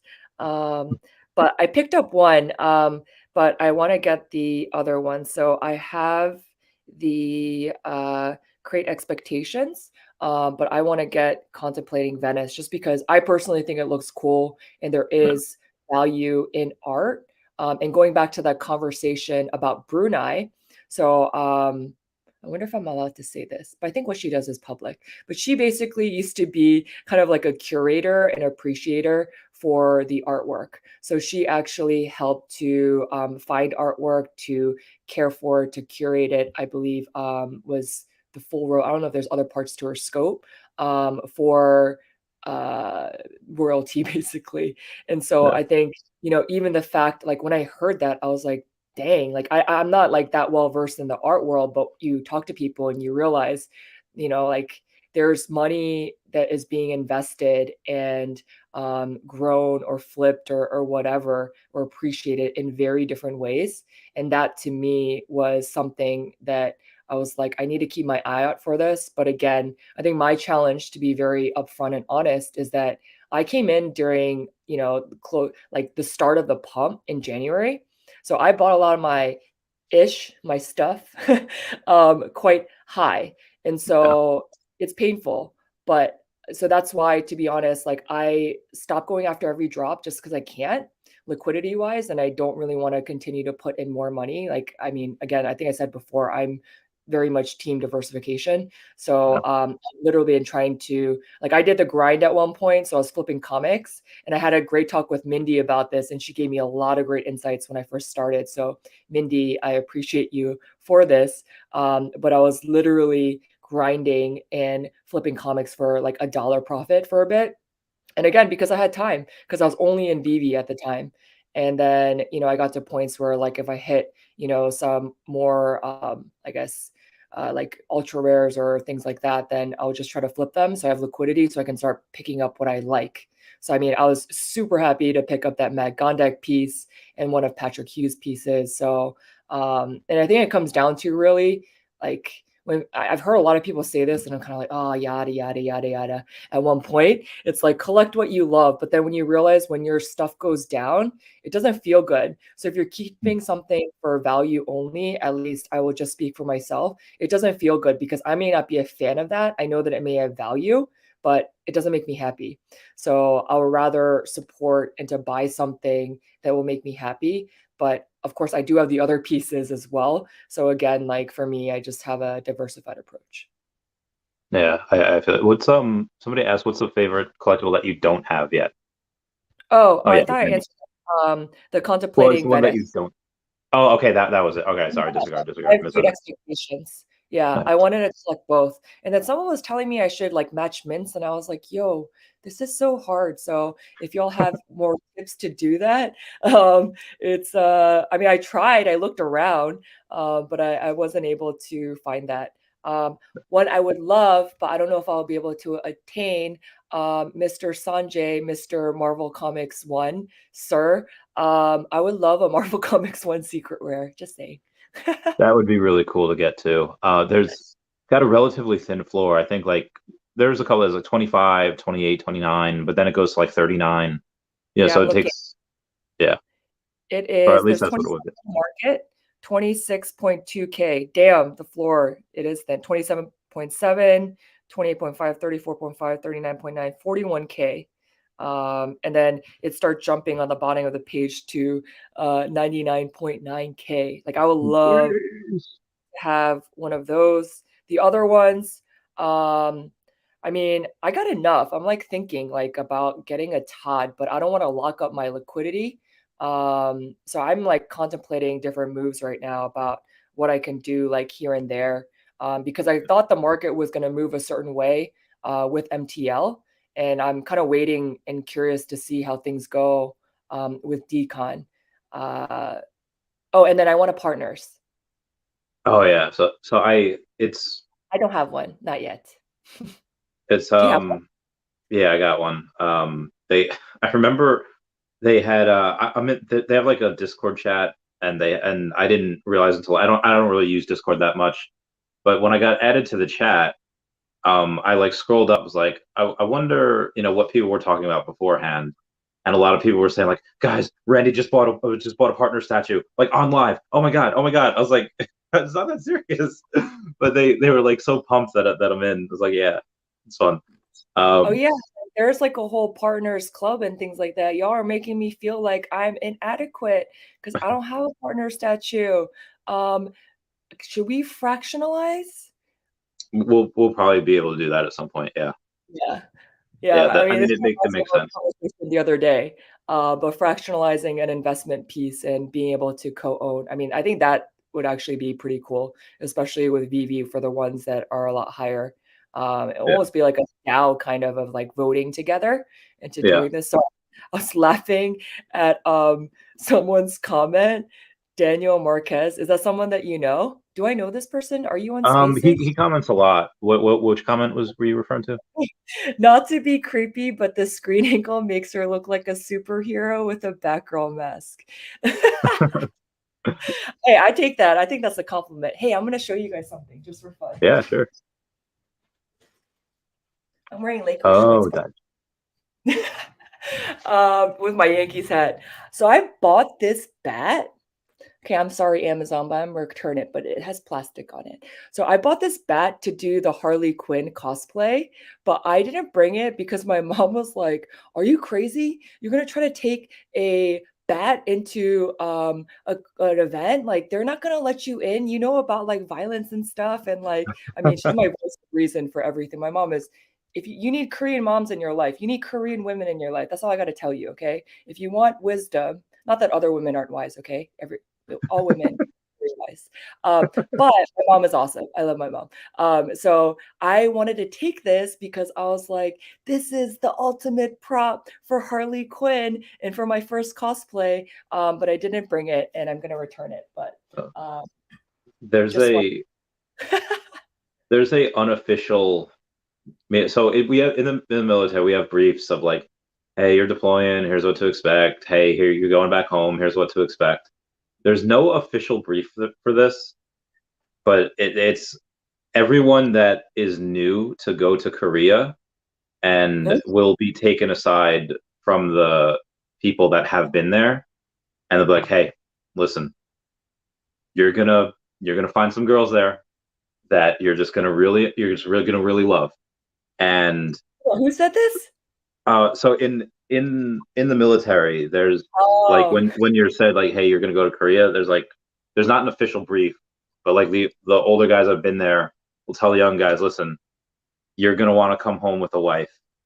And a good, I'm gonna say 1 to 2% of people that go, they do. And they just straight up come over, like they just fall in love, come over with a wife, and generally it happens when they're much younger, when the guys are like, like 19 to like 22 or whatever. And the older guy says like, listen, I've seen it before. Happens. You're in love for a while. You have some kids. Then you get divorced, and then goes back to your country with all this money, and she takes your kids. And like so, it's my friend Jason did that, but they're very happy. They have 2 kids. They're like one's in college now, and one's um I'd like to and correct one's you by saying I'm Korean American. Okay, please continue. Sorry to interrupt. it's a good point. Very good distinction. My friend Jason has one kid in college and the other one's like a teenager, and he's very happy. But that's like the best example. Sometimes there is some heartache there. I just Oh thought it yeah. was funny. Yeah. It's really funny. I mean, like there's a whole nother conversation and topic we can go into, but my one of my best friends, she actually passed away, but her little brother was in West Point and I met a bunch of his friends and they became like little brothers to me and they came to visit Hong Kong before and like, these kids are like out of control. Okay. They're I mean, I love wild. you guys. I don't know if you guys will ever watch this. Maybe I'll send it to you just so you know. I know what you did during that time because I was there. But I mean, they're good kids. And I mean, I respect them for their service and what they're doing. But I mean, it's a different type of lifestyle. Like I feel like military life, again, I'm not as well versed. I've heard stories and accounts from people, but I think the other part of it is also it's kind of almost like expat life, living in a foreign country. There's a lot of, exciting things like in terms of travel or meeting people and things like that. And I mean, a lot of they call them GIs like during that time, like the American GIs and, Koreans. I mean, there were a lot of, children that were born. There were marriages, or like you said, that there were divorces, or even kids who were put up for adoption during that time because families actually didn't approve. So there's also like, different, I guess, social effects that actually happen from these situations. And of course, I know also I have friends whose parents met from the military or during their time abroad, whether or not it's Korea or other locations, and they're super happy and they're married and have kids and are having a great life. So I think it really just depends on someone's scenario. But I guess my comment about Korean was because I always talk about like, oh, my Korean mom, and my mom goes, my mom is like one of my best friends, by the way. So she goes, do you have other moms? Like, why do you keep on calling me a Korean mom? And then I was like, actually, I kind of do have other moms. I have ones who are blonde hair and blue eyed, or kind of like spiritual moms or mentors or, friends, or someone that I met at NFT NYC who is African. And like, she has a crazy story. And if I were to literally want to interview or interrogate somebody, like she would be the person, because I learned more about Africa and trying to fight poverty and to have solutions for poverty and how to do that through the blockchain. I learned more from her in 5 minutes than, okay, I'm going to be very careful when I say.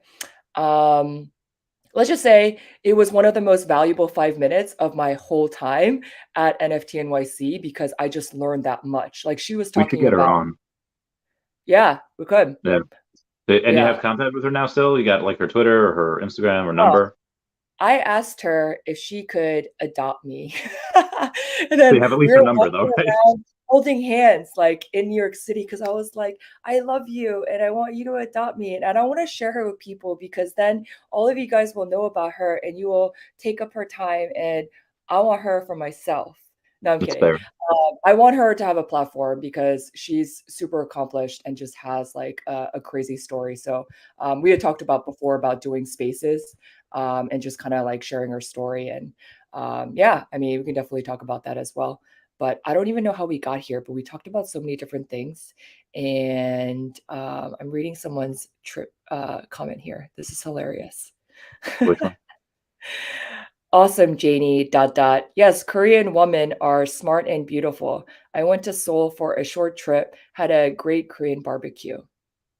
Thank you. I guess only half of me can accept this compliment, because I am half American.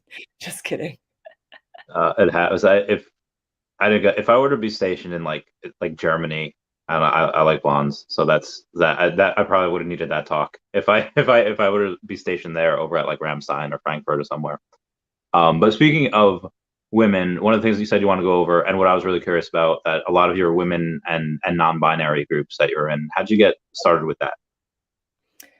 Um, Actually, my entry point was one of my friends from Hong Kong. She sent me a post for BFF, or my BFF. I think what's the handle? Sorry, let me just tell you guys so you can It's, follow. Not it's my just my full. BFF. Yeah, it's just my BFF. Oh, Mhm. I'm nervous. And I I gotcha, forgot. fam. Yay, thank you. Um, so with my BFF, they had an onboarding in end of January. And so like prior to, they were posting on Instagram, and I was posting about Web3 or like my journey on Instagram and TikTok. And so I found them because my friend from Hong Kong suggested that I go to that event. And I went to it, and they were explaining about the project of how they wanted to onboard more women and non-binary into Web3 for crypto and NFTs and things like that, and also create an educational platform. And I think what was unique about them was that they had a certain number of founding members, and the founding members are all heavy hitters in the not just the Web3 world, but also, like, for example, they have an executive from Ledger. They have Sandy Carter from Unstoppable Domains, to Paris Hilton, who's doing a lot in the metaverse and Web3. So everyone from funds to finance to tech to celebrities who are actually part of their founding members. So I think that to me was definitely made it somewhat of a stacked team, and made it different than a lot of the other NFT projects that were out there. And that was kind of my first entry point. And then again, I've been spending like so much time online and just studying and, just meeting people, talking to them, doing Zooms with tons of people, random people that I barely know all around the world, sharing our journeys. And it's just been like super cool. And so from there, I just started investing and finding more communities. And I think that has been it's been wild. Like, I started in January 1st, not knowing what the heck an NFT was. And here I am now, like, talking to you and having invested a lot of money already into, NFTs and crypto. And actually also, not financial advice, but also reassessing my stock portfolio and pulling out some money there where I can, and putting that towards Web3. So you mentioned other projects. Vivi Fambam has asked, what are other crypto projects that you enjoy, crypto or NFT, and why do you like them? Sure. So I'm just looking at this thing. I mean, backhouse, I mean, if you've been in VV community, and I believe that actually VV Fambam, I think they're in HRO as well. But I think with backhouse and HRO, I mean, I've never traded cards. I've never bought trading cards. Like, I went to You never bought 30. Pokemon cards back in the day?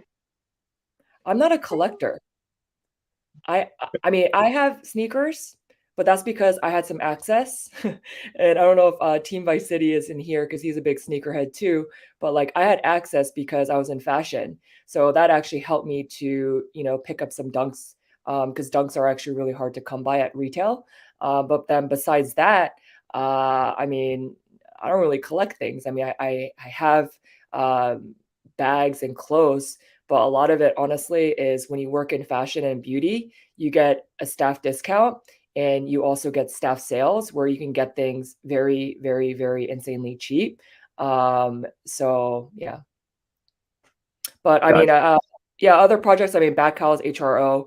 Obviously, I'm just looking at my list. BFF I talked about. 90s Babes is another one.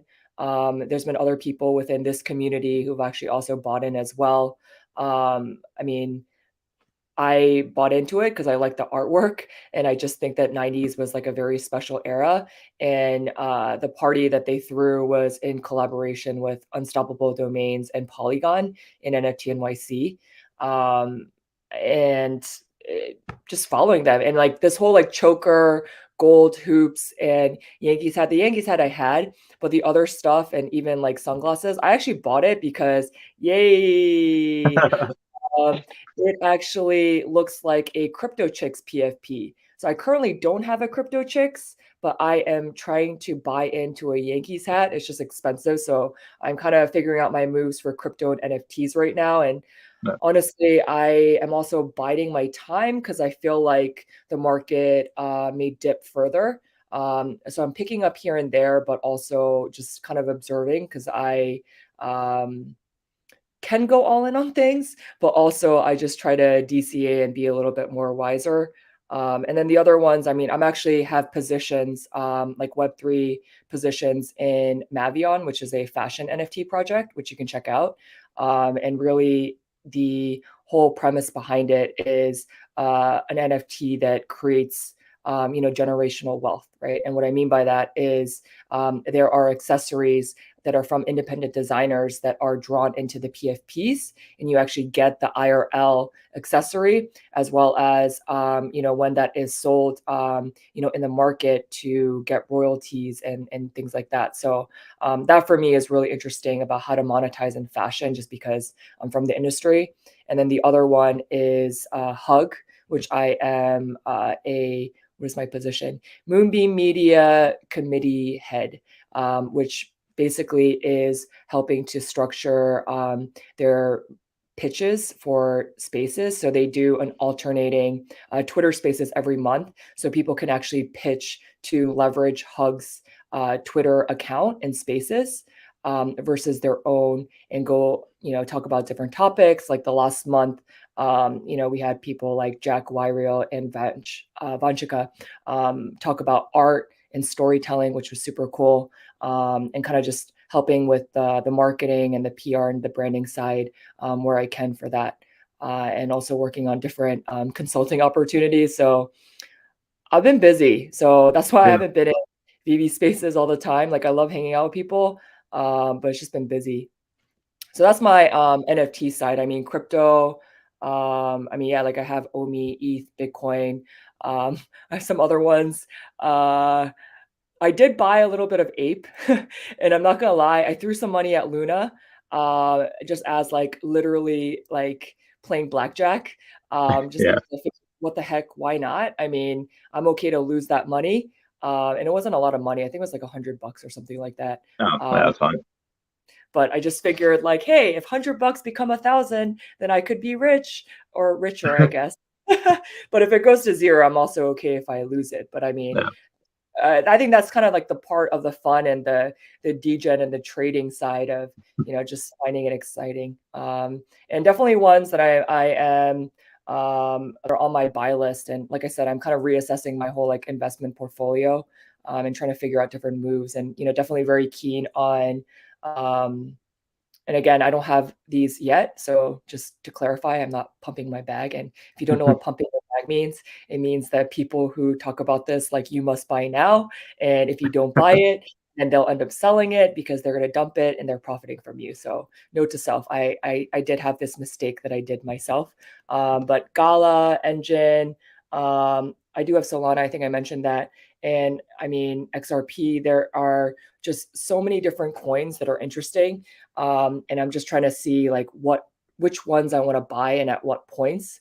Yeah. And like I said, kind of reassessing my portfolio as a whole and how I want to do this, because I don't have a full-time job right now. I am working part-time with those jobs and picking up consulting projects, and also trying to see, interviewing, but I'm not sure. I am navigating and figuring out if there is well, this is very open. I just very TMI, like Randy, you're just getting me to talk, or I'm just a very open person. I don't know. But it's Um, good. That makes for a good interview. It makes for fun. but yeah, I'm just trying to figure out what to do. And I think that's like a lot of us. Uh, Yeah. Same. I haven't worked for like a year and a half. I mean, I went and I quote like retired last year, but there was, I didn't really know too much about PV and OMI. I knew that like, oh, I might put a little in there, and um, but for the most part, it was just for Earth 2, and I'll just figure out buy some Bitcoin, buy some Ethereum. I have my Tesla, I have my Pokemon cards. yeah. I'm just gonna chill. And then when I found out what this was, I never really looked into it. I was like, oh my God, change of plans, put all the money I have into it. And now I've been seriously considering going back to work, not at the job that I was at, because that just takes too much What's it time. before? I had a high risk lending business where I would take my money and I would lend it out to business owners. And because they were considered high risk, because they couldn't get money from a bank, they would pay up to 24.99% interest, Mm, which is a lot. And I would take the funds that I would give them, and we'd have them pay us back weekly, so that it wouldn't balloon at the end of the month. And it interesting. was high risk to make sure they get their money back. So we're not getting paid, once a month. We're getting paid every week from everyone that we send stuff to. And a lot of banks, for whatever reason, I don't understand why they do this. If you want to pay back a loan, you have to pay them like a prepayment like penalty. Like I know I was supposed to be paying this for 5 years, but I'll pay you in 2 years. Like, but for us, there's like, oh, if you want to pay off early, by all means, go and pay us off early. We'll give you a discount. And we'd be getting, instead of 24.99%, we'd give them like 18 or 20%. But they'd pay off in like a couple of months. So we'd be getting like 18% every couple of months. And I was like, oh my God, this is like the greatest thing. But it took so much time. So now I'm getting offers all the time. As you grow in the space, you'll get offers too. I mean, you're already working in it. I have. But I have been very selective. I might go with one. I might announce it at San Diego Comic-Con. I'm not sure. It's nothing. Yeah. I'll I don't know when to announce, and it's not 100% yet. And I might not even do it, but it's I would only come out of retirement for something that was something that made sense, and it's not necessarily about money, although it is. It's also about like the time, because if I don't want to be working, like 40, 50 hours a week for like, $100,000 a year, or let's say 150. I'll just say like 120 a year, and I make like 90 after taxes. If and then I get locked in for a year, and then suddenly Omi goes up to 3 cents, and I have like $4 million. Like, okay, and let me work for my 100,000. It doesn't really make too much sense to do that. So I would probably do what I'm doing. It might just be for maybe half a year, and it might just be because the entity or person or company or whoever I decide to go with would be very responsible in what they do with their funds. So that would be, yeah, a little hints for people. This is my speculating face. I'm literally like, the cogs in my head are turning, and I literally have a laundry list, and I'm like, do.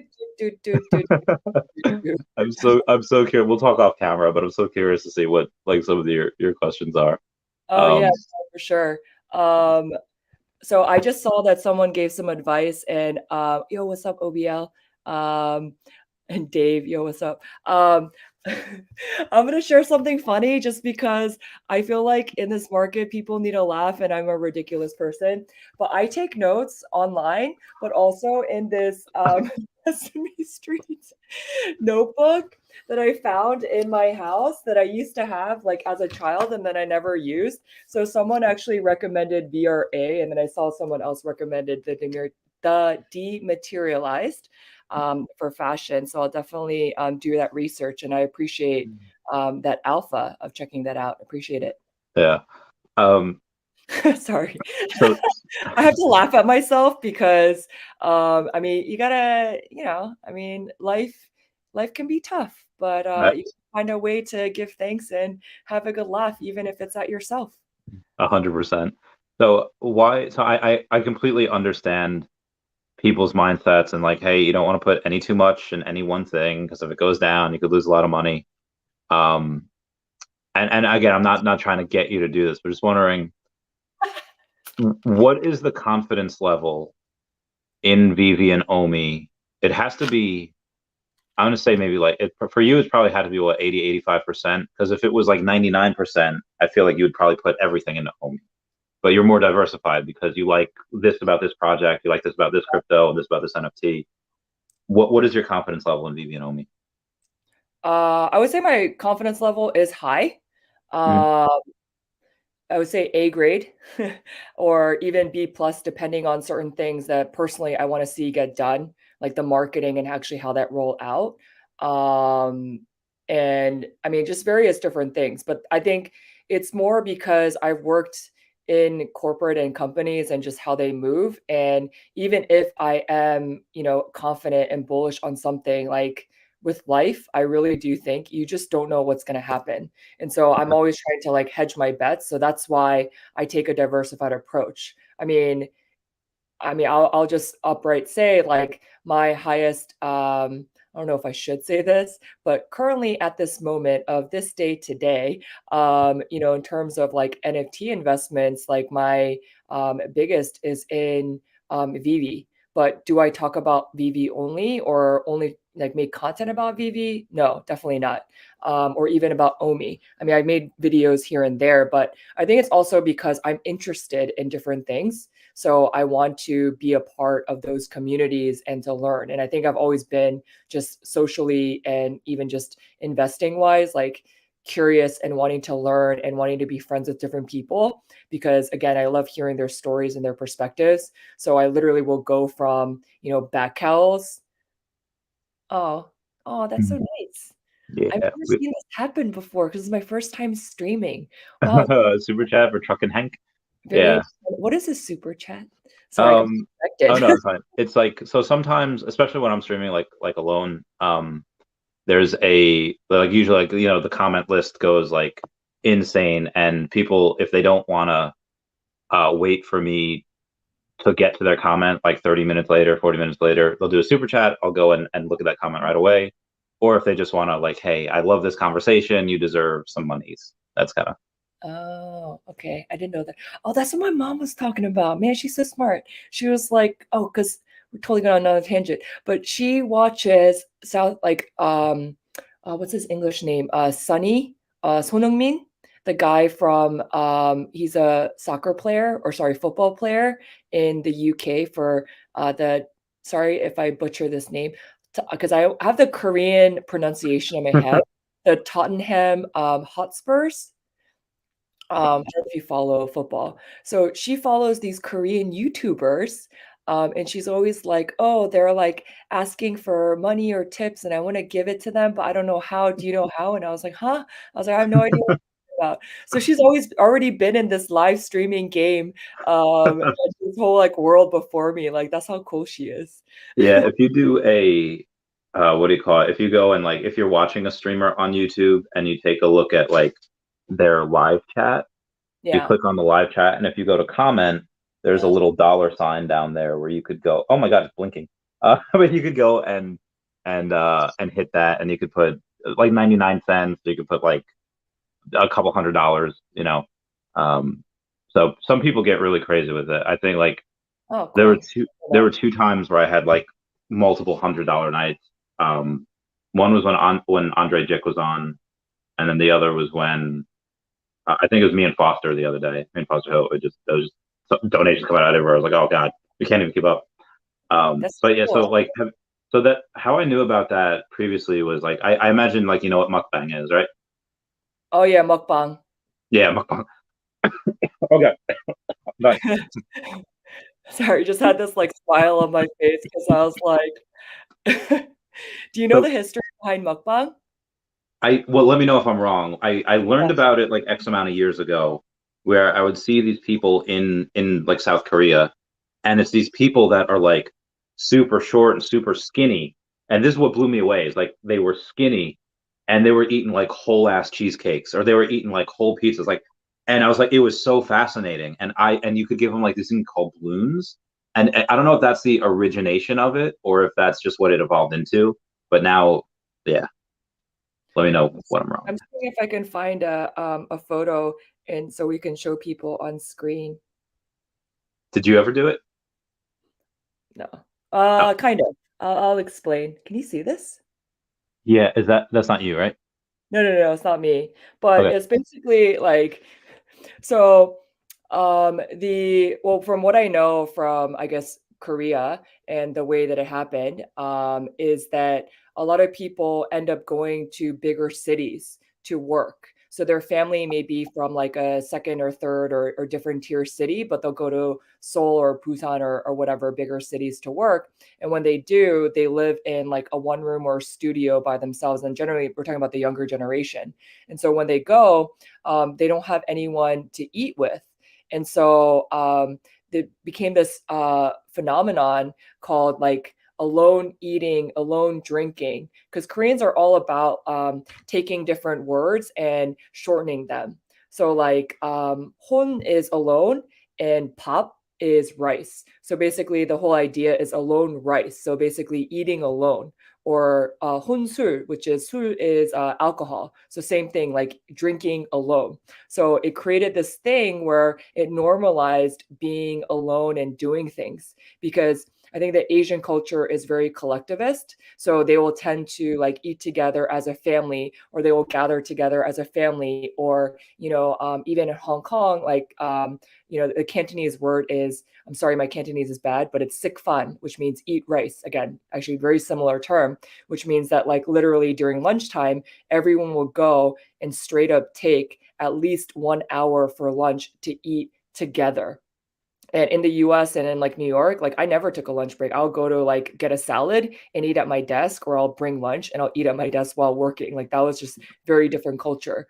Yeah. So because of this like progression of people moving to bigger cities, people started getting into YouTube and different things, and they started filming it because they were bored or they were lonely, and then they would end up chatting and talking to different people on screen, which like had this live streaming element, and people could tip them or give them things, or Mhm. even they would get hyupchan. Sorry, I don't know why I'm keep on speaking Korean, but like hyupchan, which is like sponsorships to work with different um, food partners or restaurants or different things like that. So it became this very big thing. And also in Japan as well, if you go to certain restaurants like a ramen or different types of restaurants, they actually have like a cubby hole.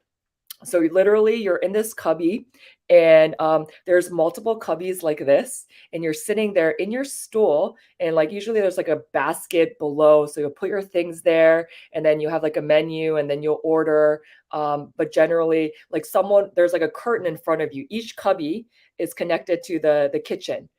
So there's a little curtain, and then the person will basically take your order like by their Yeah. hand, and then later on, then they will open it and they'll give you like a bowl of ramen, and you'll take the ramen and you'll eat it by yourself. So generally, people will just sit there like reading books, eating by themselves, or like watching something. But it made it a lot more comfortable because you don't have to sit in a busy restaurant where like someone has a table of 8 people and you're eating by yourself. Like everyone is actually eating by themselves.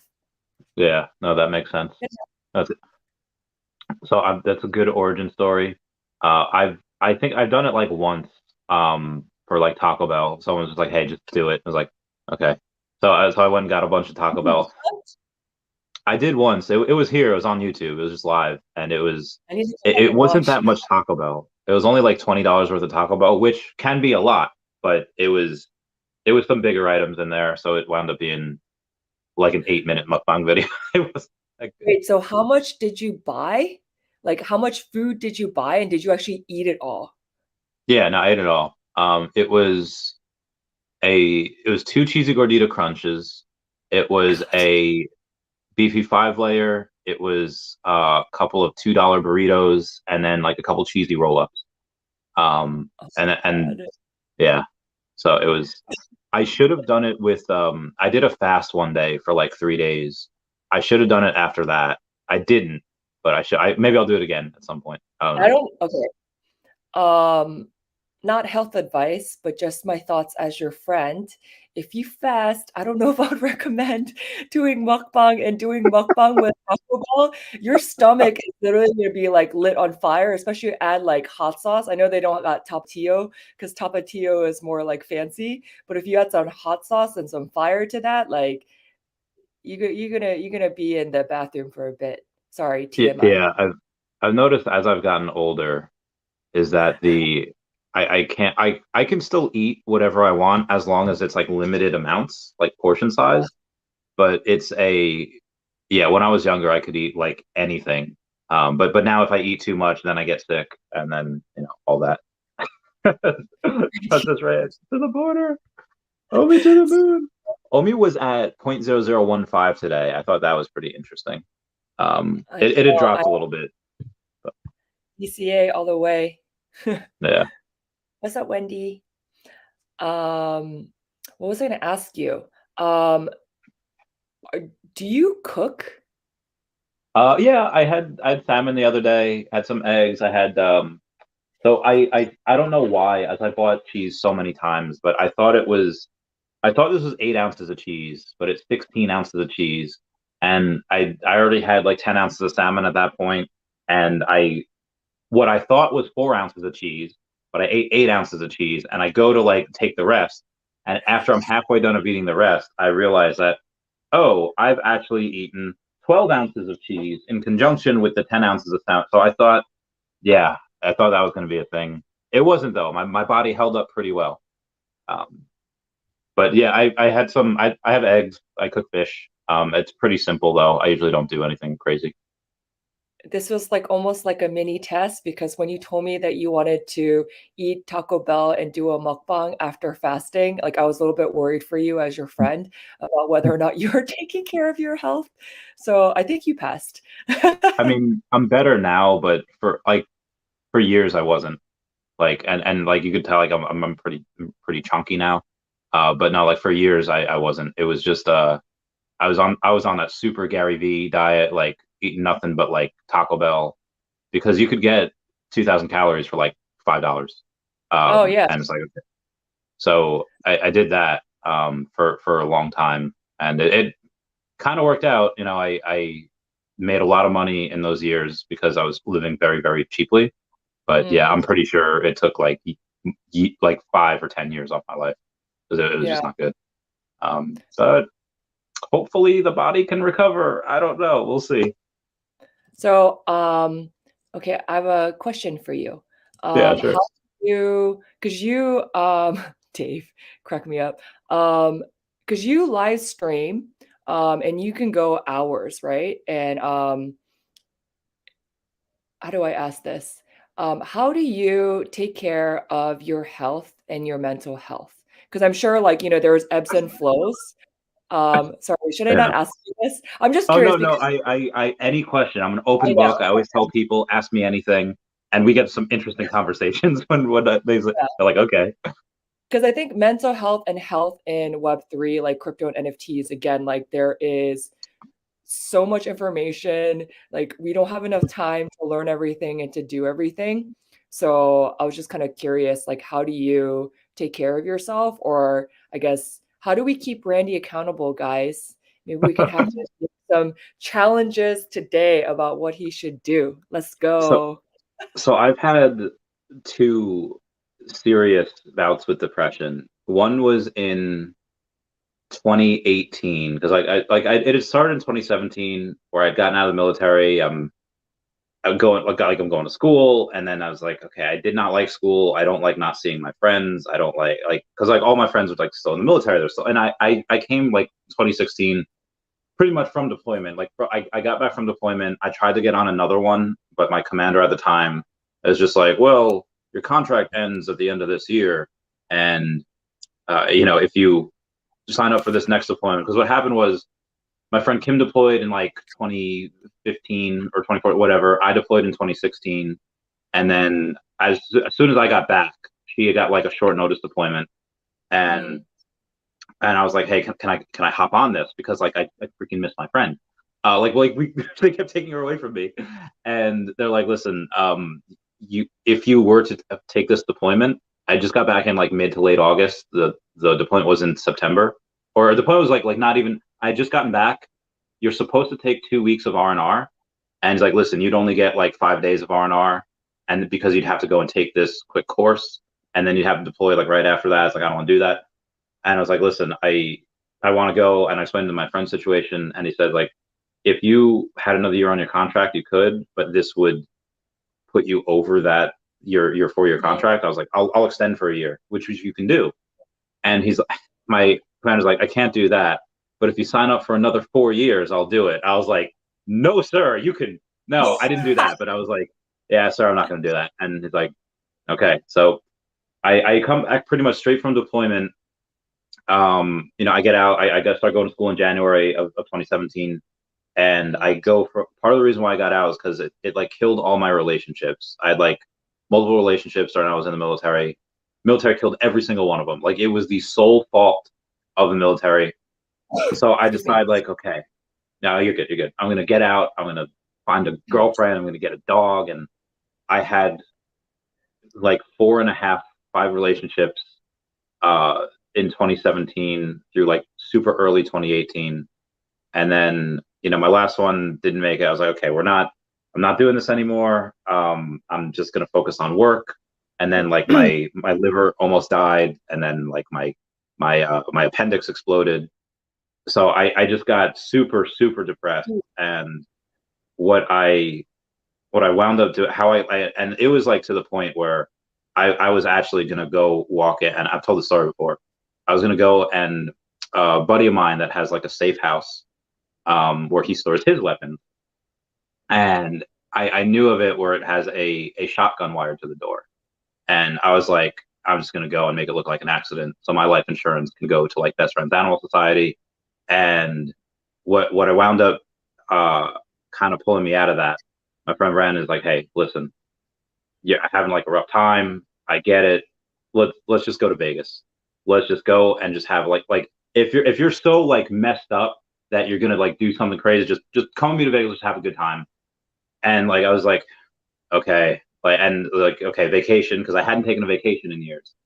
So I go and we go to Vegas, and I do a I do a bunch of I do a bunch of LSD, and we go and we drink a lot. We do a bunch of acid, and we go and just have an amazing time. And I come back and I was like, you know what, life is good, man. And I keep on. I just so it was just taking a bunch of and I hate to say, because there's definitely much better ways and much healthier ways of getting out of depression, like talking to someone or like going for walks, getting for sun. I'm not a psychologist, I don't know, but for me, it happened to be acid and heavy drinking in Las Vegas and partying. It just made me realize that like life is still worth living and good. And if I can make, and with the astro is that if I can make a lot of money, you know, like the life insurance, I think would have paid out like 200 grand to Best Friends Animal Society. But I knew that if I kept on grinding at work, if I kept on, not focusing on making myself happy, then I could make a lot of money and I could help animals that way. At least my useless life could be worth something. And then 2020, when the pandemic happened, and all the money I had out on the street, like to business owners, where the government's like, yeah, you're not allowed to work, and they couldn't pay me back, and I lose like $100 something thousand. It was I was yeah, because like all my money because I never kept any money for myself. Like I didn't take a salary. All my funds were out on the street, or at this time in Pokemon cards. So I had started my second business in high-end collectibles like 3 weeks before the pandemic started, like before the shutdown starts. So I I have like no money to my name, and I was just like, okay, I'm going to like same exact thing. And this time, the gyms were closed down, so I like lost my body. I was super jacked, so I couldn't, like I said, I couldn't really do anything. And I got pretty much to that same exact place that I was in 2018, except this time it was without a gym. Like I couldn't, like punch my fears away. And I can't find it right now because it's not giving me the thing, but that's fine. What got me out of the one in 2020 was that I had had a girlfriend. I'd went to I met her at the VA. I won't dox her, won't say the name or anything, but I went to the VA and we hit it off. And what it was this time, it was just drinking and doing some and taking some Lucy, and just pretty much meeting in a hotel a couple times a week. And that's what kind of got me out of that depression. So now it's more of just making sure things are, I don't know, make sure I like rest every now and then, make sure, hey, I'm gonna not, if I stream for, like, I think I've streamed every day or made videos every day, I think for months now, except for NFT NYC. But that's the thing, make sure I go away and make sure I have like vacations. And I'm trying to look for a photo where I was like super jacked, but it's not, it's not, phone's not letting me go that fast. But yeah. So I know that was a really long-winded answer to your question, but that was it. Now it's just keeping healthy every now and then, taking some Lucy, and then that's about it. Sorry, I'm just processing. You have rendered. Yeah, that was a lot. That was a lot. Well, I mean, first of all, I just want to say, like, Randy, like, thank you for sharing that and being just incredibly vulnerable about what you have gone through. And what has happened. Um, I I'm sure many people resonate with what you shared and just going through tough times, especially during not just the pandemic, but I mean, you were in the military as well. So, I mean, I'm sure that, there was a lot of things that you had gone through that we can't even imagine as civilians, right? And everyone, of course, has their own story of their hardships and, their trauma and their difficulty that they've gone through. Um, but I just wanted to say a few things, if that's Mhm. okay. Yes, of Um, course. which is number one, I just want to say, Randy, you are not useless.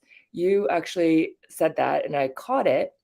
And the reason why I bring it up is because our words have power and it frames the way that we think, right? So by saying words like that, I think a lot of the times it frames our mind to think that we are, and maybe we don't believe it 100%, but it can kind of perpetuate even our thoughts or our behavior. And it's Mm. hard not to be negative or not to be self-deprecating, because I do find it funny as well. But I think it's one thing, like, over the years, that I'm not perfect, but I'm trying to work on that. So that was one thing that I just want to say, like, you're adding value to this community. You are, like, you're hustling and grinding, you're meeting people, you're talking to them about Vivi and Omi, and, interviewing people and, having real talk with them. And I'm sure that, not just for myself, it is appreciated, what you do, like, day in and day out, right? So I just want to say, like, you are useful. So I'm going to say the antithesis of what you just said, the opposite. You are Oh, useful and you are adding value. Um, and so, yeah, I just want to say, like, I appreciate you, Randy. Um, thank and you. I appreciate that as well. And that's just like that was my mindset at the time that I was like that I was useless, but also look at how yoked I was before yo, before yo, the who said gym shut. that Like right there? That's inappropriate. I'm clothed, I'm fully clothed. But yeah, No, I'm just like, okay, can I but ask you a yeah, that was question? yeah, This is sure. completely off topic, but I realize I still want to talk about what we talked about. Um, Mhm. but how did you start growing your hair? Like, your hair was Um, short in this photo. Like, is that post-military, or like what caused you or kind of instigated you wanting to have longer hair? And I want to go back to the topic, but sorry, I have like lots of thoughts and lots of questions sometimes, so I apologize. yeah, no, that's great. That's true. So I had always had longer hair when I Mm, was younger, and I just didn't have a the military just made it so that like that I just didn't have like they shaved it. Like they just like, hey, and I was like, you have to keep it a certain length, like super, yeah. super. Like let me think of video or something when I was in. I don't even know if I have any. I'm sure I do. But yeah, just happened random things that I had when I was at like here's man, I have none in uniform. it's all in it's all in civilian clothes. But okay, here's one where so it was super Like, short hair, Chavez. Yeah. you And look so different, man.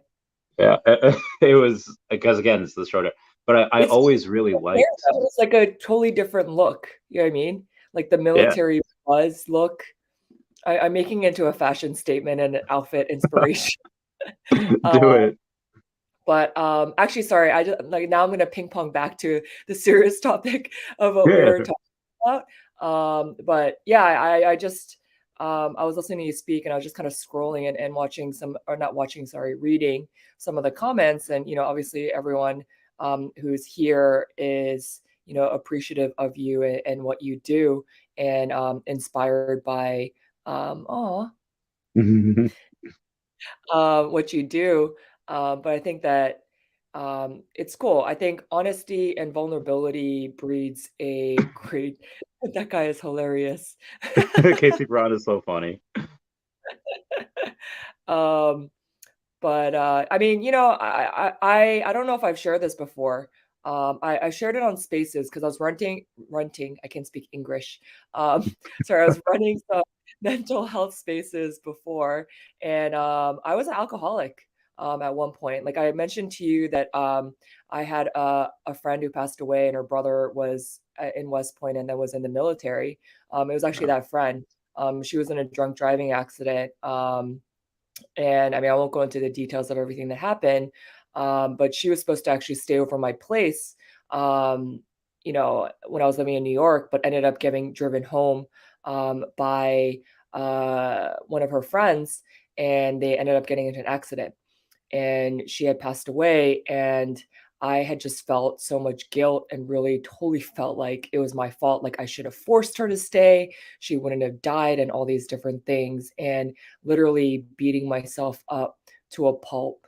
And I started drinking, and not even like just one bottle. I would drink like 2 or 3 bottles of wine a night. And I Yeah. mean, I've done it with whiskey too. And so I just went through a period of time where literally I would just, I had a friend, thankfully. He was very nice. He was one of my buddies from college, and we were really good friends, but close enough that I could share and be in this like ridiculous state. Or not ridiculous, but just like this hysterical, depressed, and state. But then also at the same time, far enough away that he lived in California that I didn't need to deal with him like trying to meet up with me and trying to like stage an intervention. And so I remember like very distinctly, I had one of those flip phones back in the day because she passed away October the 13th, Friday the 13th of 2007. I still remember. And it Oh was a wow. flip phone. And so every day, like I would be like talking to him, crying, and then literally wake up in the morning and there was like crusty film on this phone, and I can laugh about it now, but that was like the salt from my tears because I had just been crying about it, and I Oh just went no. through, yeah, of just drinking by myself and then going through phases of partying.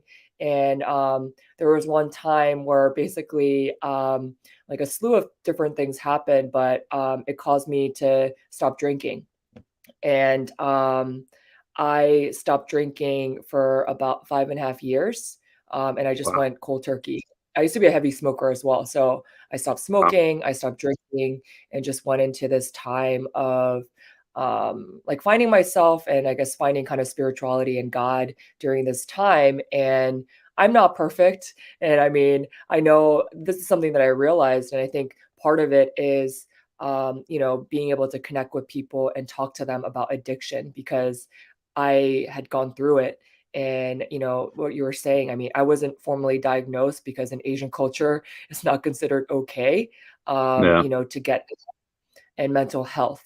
But I think the pandemic has actually caused us to realize how important health is. And um, I have this way of thinking, which is almost like this grid of like, if health is like this, then it's 4 different quadrants and they're all connected.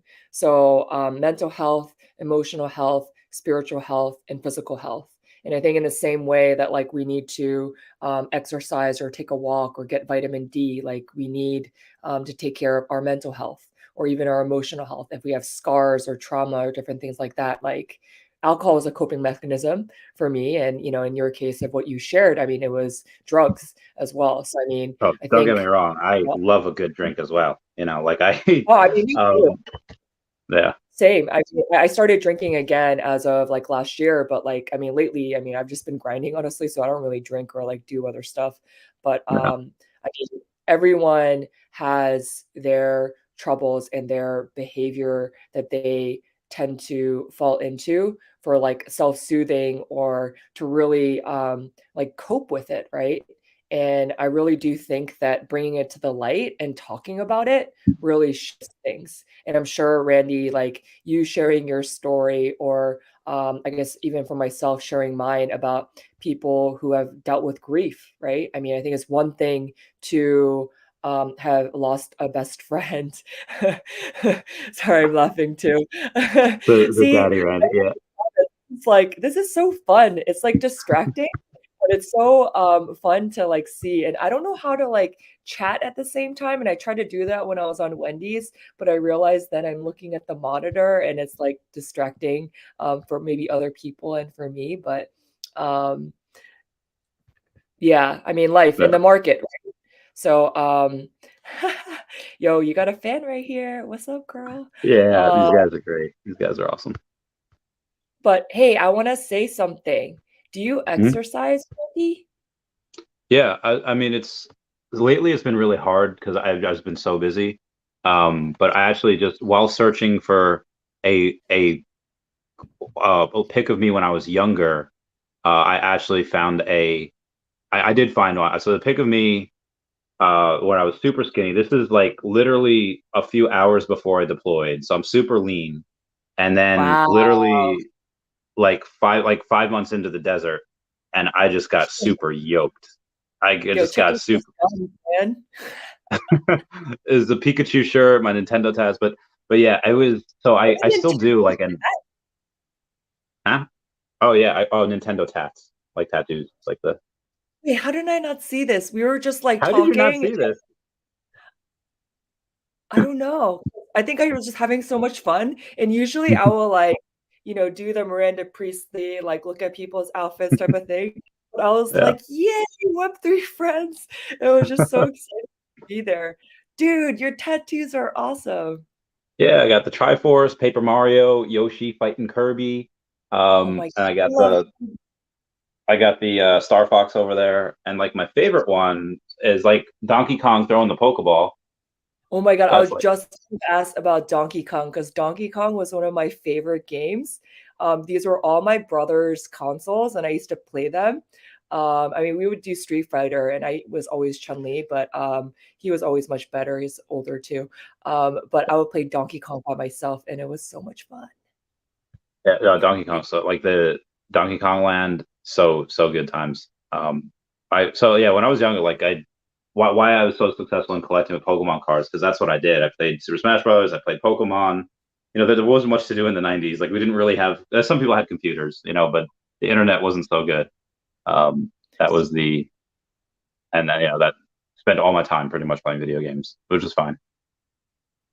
Wow, I didn't know. I just read another comment from Tron Skywalker. Yeah, that Dang, was oof, that's deep. big That's oof. deep, man. I mean, Yeah, there's. I yeah. I was like, we get That's to we get to really interesting, crazy, and good conversations on here sometimes. Like obviously now, like this is a this is one where I'm trying to think. This is like the type of conversation that I would maybe have like alone with like these guys. I don't know if I've ever had this type of conversation with another guest. I think uh, when Wendy was first on, she had mentioned like that was Wendy's first stream, like when she was on my channel, like she had mentioned it had gone there. And I was like, whoa, like to like say that like on live YouTube. I was like, damn, this is but I think you and Wendy are like the only two people like I've actually talked to about that. The everyone else is because again, it like wherever the conversation goes, like sometimes it gets silly. Sometimes it's like, okay, what's your favorite Fairly Odd Parents moment? Sometimes it's like, hey, what do you think would be the best way to help world peace and like save the world? And sometimes like, okay, aliens and I don't know, it gets insane. Um, yeah. No, I love that. I was like asking you like, what are we gonna talk about? I've never been on a stream by myself. Like I was a little bit nervous, and obviously everyone's gonna be like, "Oh, you're not shy, you're not nervous." But like, I mean, I've had to, be in business, so you're forced to be in presentations where you got to sound confident, right? So I mean, you yeah. do your thing. But it doesn't mean that like I'm like, "Yay, I love public speaking. Like it's gonna be amazing." But I kind of like this opportunity. Just because like we can chat and like I learned so much about you and I know that you're supposed to be asking me questions, but like I feel like I need a round two and I'm gonna prepare like 500 questions with Randy Chavez. I'll totally go on. I had like I said, I have I went on she's on here. She's Kyla May on the Twitter, K Collections. I was on her. She just started a YouTube video. I think she's Oh, interviewing the Gale tonight. Um, ooh, but I was her nice. first guest on her channel. And she's Mm, like, I'm nervous, but we talked for like 2 hours. Like it was I feel like once you get into it and people realize, this is a conversation. But that does bring me back to the so I think maybe we kind of got away from before is what were some of the bad fragrances or smells that like people wanted? Like, were there any like cookie dough fragrances, or were there any fragrances like getting like sand from the beach and trying to capture that, like Seinfeld? Um, I mean, yeah, there's like actually like beach fragrances as well.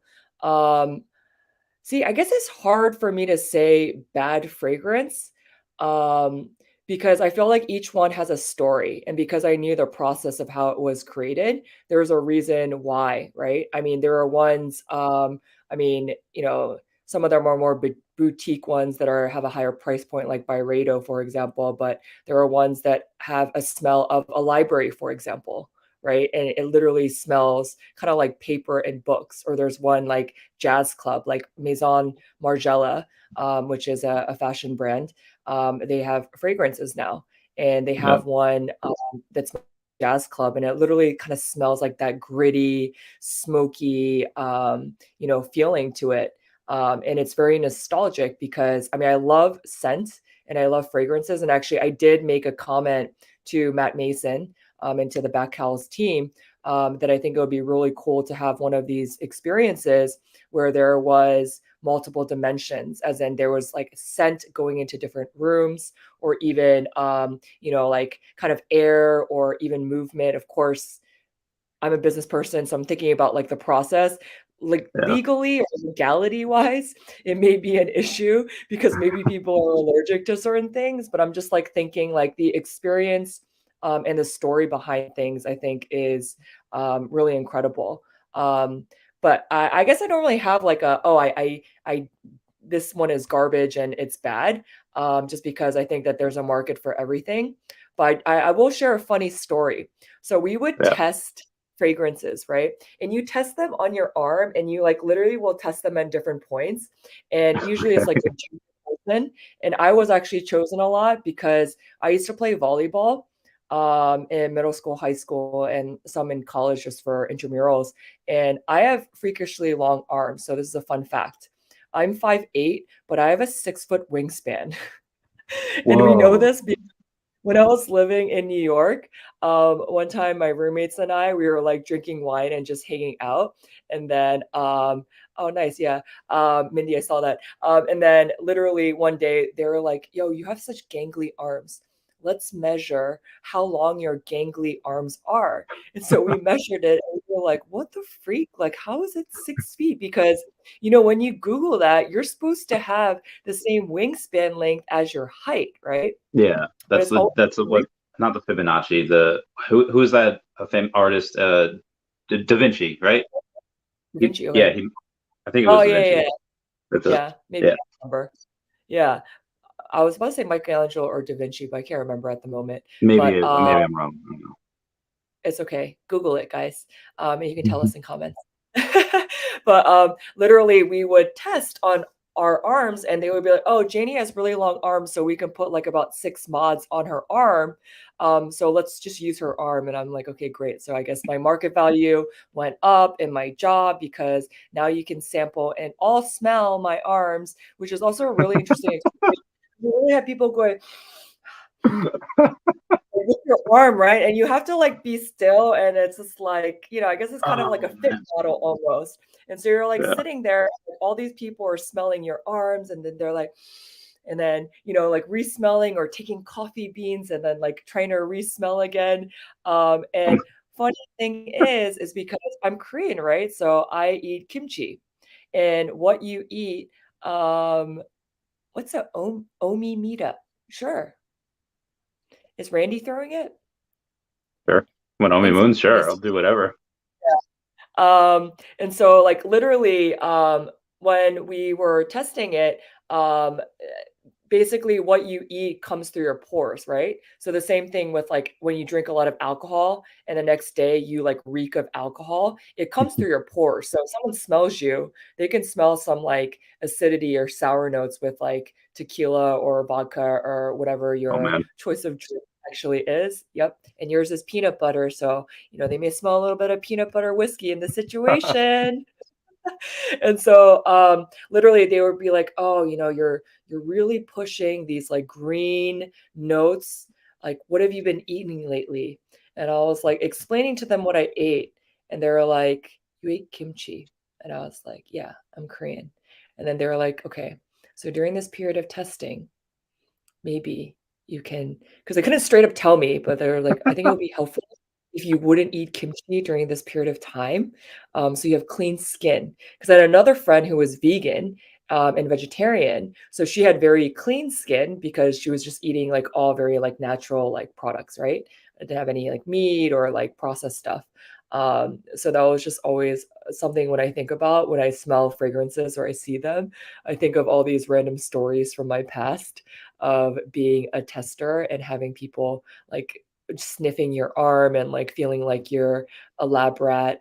But it was really fun though at the same time. So I'm gonna blow your mind here. I don't Let's have go. a sense of smell. What? Shut I the don't have a front sense of door. smell. Why? I don't know. So I first know like so that's how like How mean kids are. like So I I didn't know it was like a thing. So I like my first memory of this was when I was like 3 years old, and my grandma says, "Come smell this flower." And it was summer out. It was a hot day, and I like put my nose against the flower, and I realized that the flower is a cooler temperature than what it was outside. So I thought that smell was temperature. And I this is like reinforced a couple of times where people like adults around me were like, "Oh, it's hot in here. It smells." Like whenever it's like hot somewhere, for whatever reason, I think like things just usually smell because that's what I feel like I've noticed. And then, so not only do I think temperature or smell is temperature, but I was like 7 or 8 years old. You remember the show Angry Beavers? yeah. So Norbert gets sprayed by a skunk, and Daggett has to play like scientist to figure out how to get the smell out. And he's like, Daggett's in this quarantine place, and Norbert's in this quarantine place where he's going through all different types of stuff. And then at like the end of the episode, Daggett's like, I can't figure out how to get the smell out. So he throws Norbert in the trash, and the trash like smells because he was just gonna throw Norbert out. So suddenly the computer says like, oh, there's no stink, and he's like, wait, that's it. Stink plus more stink equals less stink. And obviously that's a joke, but I didn't know that because I didn't know what smell was. And I was like, oh, okay, that makes sense. It's like a Oh, double negative in my mind. So I was like, yeah, this makes sense. And I was also, how like people say like if you hold your nose and eat yeah. something, it takes away. As a kid, like I hated vegetables. I hated, I love vegetables now, but I hated like broccoli and whatever. My friend Jordan's like, hey, you should like hold your nose and eat broccoli. It like doesn't taste as bad. Because normal people, they can smell and taste at the same time. And if you hold your Yeah. nose, you don't smell it. So I like did it. And I was like, this tastes exactly the same. Like everyone, I thought it was like a prank that everyone's just lying to me. But it's because I don't have that sense of smell anyway that doesn't do anything if I just hold my nose. Oh my So God. yeah, it took me until I was like 11 or 12 years old to realize that I was like completely wrong about everything. And like I had no idea. Um and I guess like my like parents, I was adopted. Like my parents like didn't believe me or whatever. And they're like, no, you can smell. It's like like what are you talking about? Like stop lying. I was like, I'm not lying. And so they're like, well, why didn't you say anything until now? I was like, well, I thought it was like I thought this was it. And they're like, stop being stupid. You're being dumb. Like that's not what that is. Like you don't think that. You're just looking for attention. I was like, no, I swear. Like I had no idea. Because if you like a Mm. 12-year-old comes to you and says like, I don't have a sense of smell, and they're like what? Like after I've never said it, I never complained because I thought I knew what it was. So yeah, that was a that was the whole thing for like, and now even nowadays, like and this is about to get NSFW. So sorry to people if you have children, tell them to look away. Um, there there have been times where I'm sure I've done things and I have spent time with people doing things with those people where Mm. they smell or the parts of them smell, and I have no idea because I don't have a sense of smell. And in the opposite way, I'm sure that I have smelled certain times. Like now I'm like really overconscious about it. I'll like douse myself with Febreze. I have like two deodorants over there, and it's so yeah, that's my my Wow, life. like you're blowing my mind. So, okay, clarification. So, do you still not have a sense of smell? Yeah, I don't have anything. Is it like a condition? Like, Yeah, it's I called don't know. anosmia. Oh my God.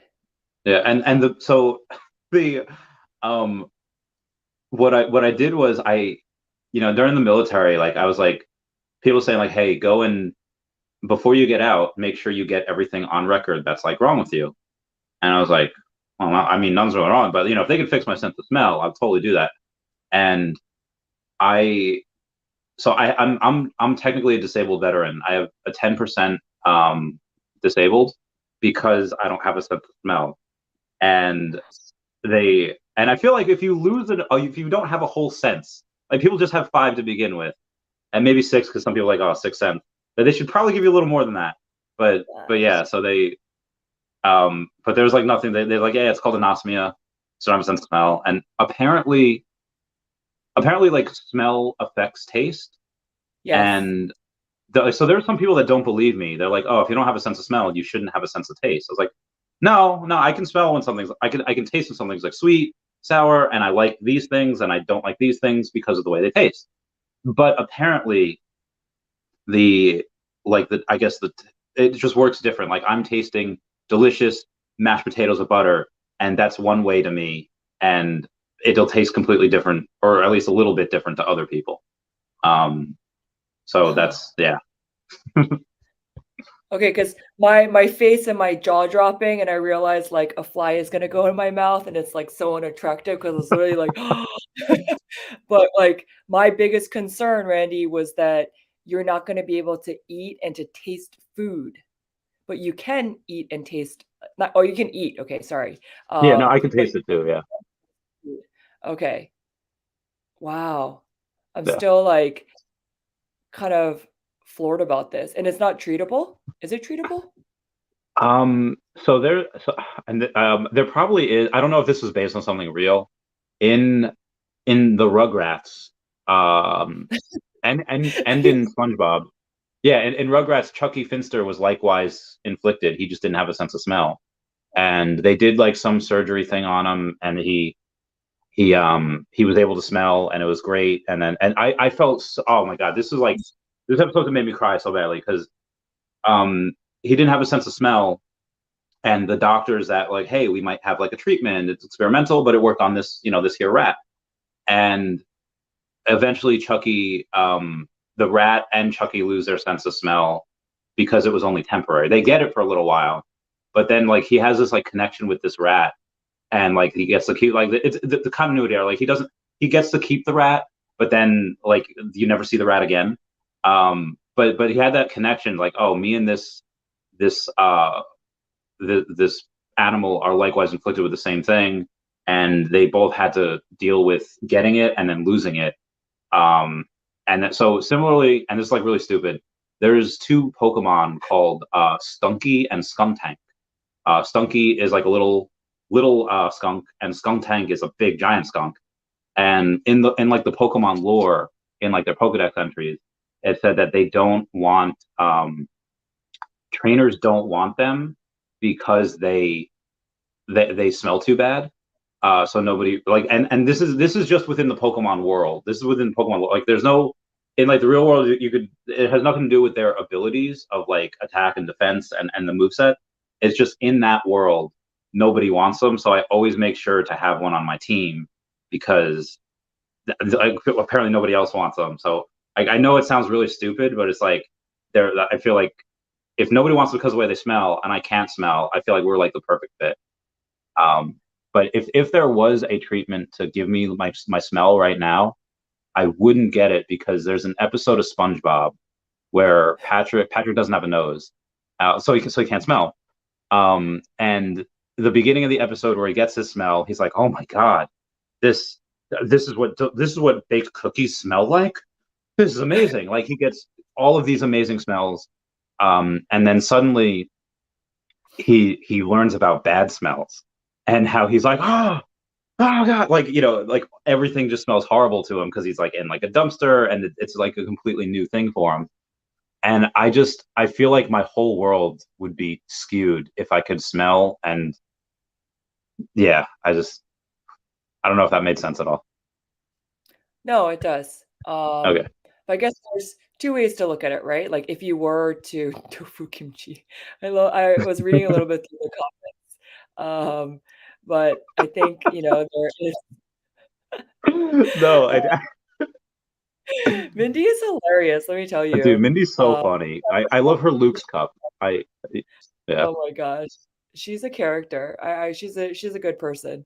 I really like her. She's one of the what do you call it? I can't even speak English right now because I'm like trying to process what you said, trying to retain this information and not be Dory fully, and then also to respond to Mindy. But Mindy's a real one for sure, and definitely has a lot of knowledge. Um, but I think in terms of what you were saying, I guess there's two ways to look at it, right? So one is if you were to get this treatment and then have a sense of smell, then life would be different, but you're okay with the way it is because it would also like cause the sense of like needing to adapt and change and like a whole like Yeah. transitional process. On the flip though, right? Another way to look at it is that, oh my gosh, Rubius, what's up, man? Hagrid. But I think also like that would allow you to experience the world in a different way. Or I guess the third option would be not, changing anything just because you're happy the way that you are. And I think, it's your decision at the end of the day, but it's just, different perspectives in terms of, I guess, the route that you could take with this particular thing. Yeah, so Mr. Pond probably brings up a good point. When I was Oh, he does. younger, my eyesight was so good. Like what people would see clearly at 20 feet, like what people would see clearly at 10 feet, I would be able to see clearly at like 20 feet. My eyes were so good. And then my I could hear like so not only could I hear everything like at super low volumes, but I could also um be able to drown out certain sounds to hear, like if it was a loud room, I was like I could drown out certain sounds to hear other people, a specific Mm. conversation or a specific sound. And then through years of like boxing, my eyes kind of went, and through years of working around aircraft in the Air Force, my hearing kind of went a little bit. Um, Oh, and that's the other thing. Technically, on the so I added up everything, and I was technically 30% disabled, but because of the calculator that they use, it's like no, you're only 10% disabled because there's like a curve to it, like it curves really downward. So because I have tinnitus as well. So 10% plus 10% plus another 10% is 30%, and they only 10%. Um, but yeah, my because I didn't have that sense of smell, I'm pretty sure everything else really was heightened, and then it just it's poop now. I like this comment though because I think so one of my new catchphrases, I said the other one earlier, which is shoot your shot, and my second one, the cable guy, that's hilarious, um, is like our adversity is our superpower. And what I mean by that is like the difficult things that we've gone through in life, perhaps that builds up empathy towards other people, or it allows you to see people like kind of what you were saying, right? About that character, that Pokemon character that doesn't like the smell, that you see that Pokemon character and you want to be its trainer and have that one in particular, right? And so I Yeah, think of that course. the way that we are able to adjust and to frame um the difficult things that we went through. But Mr. Planet Prophet, when he said that, I was thinking about Spidey sense, and I was like imagining like this grid with like like what's that movie? Not is it Up? Up is with all the emotions. Is that the right one? Was Up the movie? Um, Not Up. no, it's like it's Inside Out, I think, or Yes, yes, yes. yeah, Inside. yeah, Yeah, so I was imagining like little bars of like different colors, like to be like different senses. And it's like, if certain ones are not as like strong, or maybe we don't have them, that like the other ones are able to help us to navigate and to like to do life in it, they're heightened. So I don't know. I just got like the visual image. I don't know if that makes any sense, but when Mr. Planet Prophet was saying that, it's like in my eyes, which you can't see because they're smiling and my eyes are small, but like I was just like imagining this like whole like movie image of like Inside Out and like, you know, these little like those marble balls of emotions and things like that. Yeah, so that those wild times. Also, like I've seen people that okay, it was yeah, I've seen people that go and are like colorblind, and there are apparently glasses now that you could buy that gives you like you're able to see color. And people go and they put them on and they see like blue, like they see color for the first time, and it's like super emotional.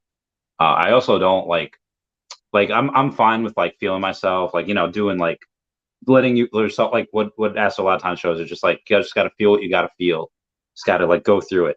And like but I don't like that. I don't like feeling super sad. Like I don't like so I there's a website called doesthedogdie.com where if you see a dog in a movie, like wait a minute, I have to go to this website because if I see the dog die, I'm not gonna be happy. I'm gonna be very, very upset. So I have to go to like this website, and if someone recommends a movie and I see a cat, like nope, I gotta make sure the dog or cat doesn't die, because if they do die, I'm not gonna like. So I don't want to be putting that like I don't like being like super emotional. So I also wouldn't want to do it for that, even though I know it's like a good feeling and it's a good emotional. I also don't really like that. Yeah. And I mean, it's your choice at the end of the day, right? Wow. I guess like for me, again, just like as a friend, what I was proposing is the counter to what you were saying, right? It could open up different possibilities and different senses. But I mean, I think too, I think it's was it I forgot who said it. Casey Piranha. Oh, piranhas are scary. Sorry, her name. But I just got an image of like piranhas in those comics, like you know the Jaws Yeah. movie, like, Donna, Donna, Donna, Donna, and I was scared of the ocean for a long time because of Jaws. It traumatized a lot of people, I think, about sharks. Yeah, Um, no, that makes sense. Casey Collections is going to go interview the Gale. He's pretty awesome. So do you? Because I don't have that meeting tonight. That changed to next week. I will go to the gym after this though. But you want to end it here and then talk off camera for a little bit? yeah, or we can. All right, cool beans. Everyone say bye bye to Dashi. Bye bye, Dashi. Thank you all for coming. Thank you, Jump Start Janey. This was Thank you, really guys. cool, It really was so. fun. Thank you Aw. so much. Thank you for the Aw, quote, Casey oh, Collections. I love So that. yeah, totally go watch Casey Collections, her interview with the Gale. That'll be really awesome. And we almost did 3 hours. Honestly we could have gone all night. Like I told you, we could have gone all night. I know. We I might. was. We just might after this. All right. Yeah. We'll do Hey, the so real thing. quick,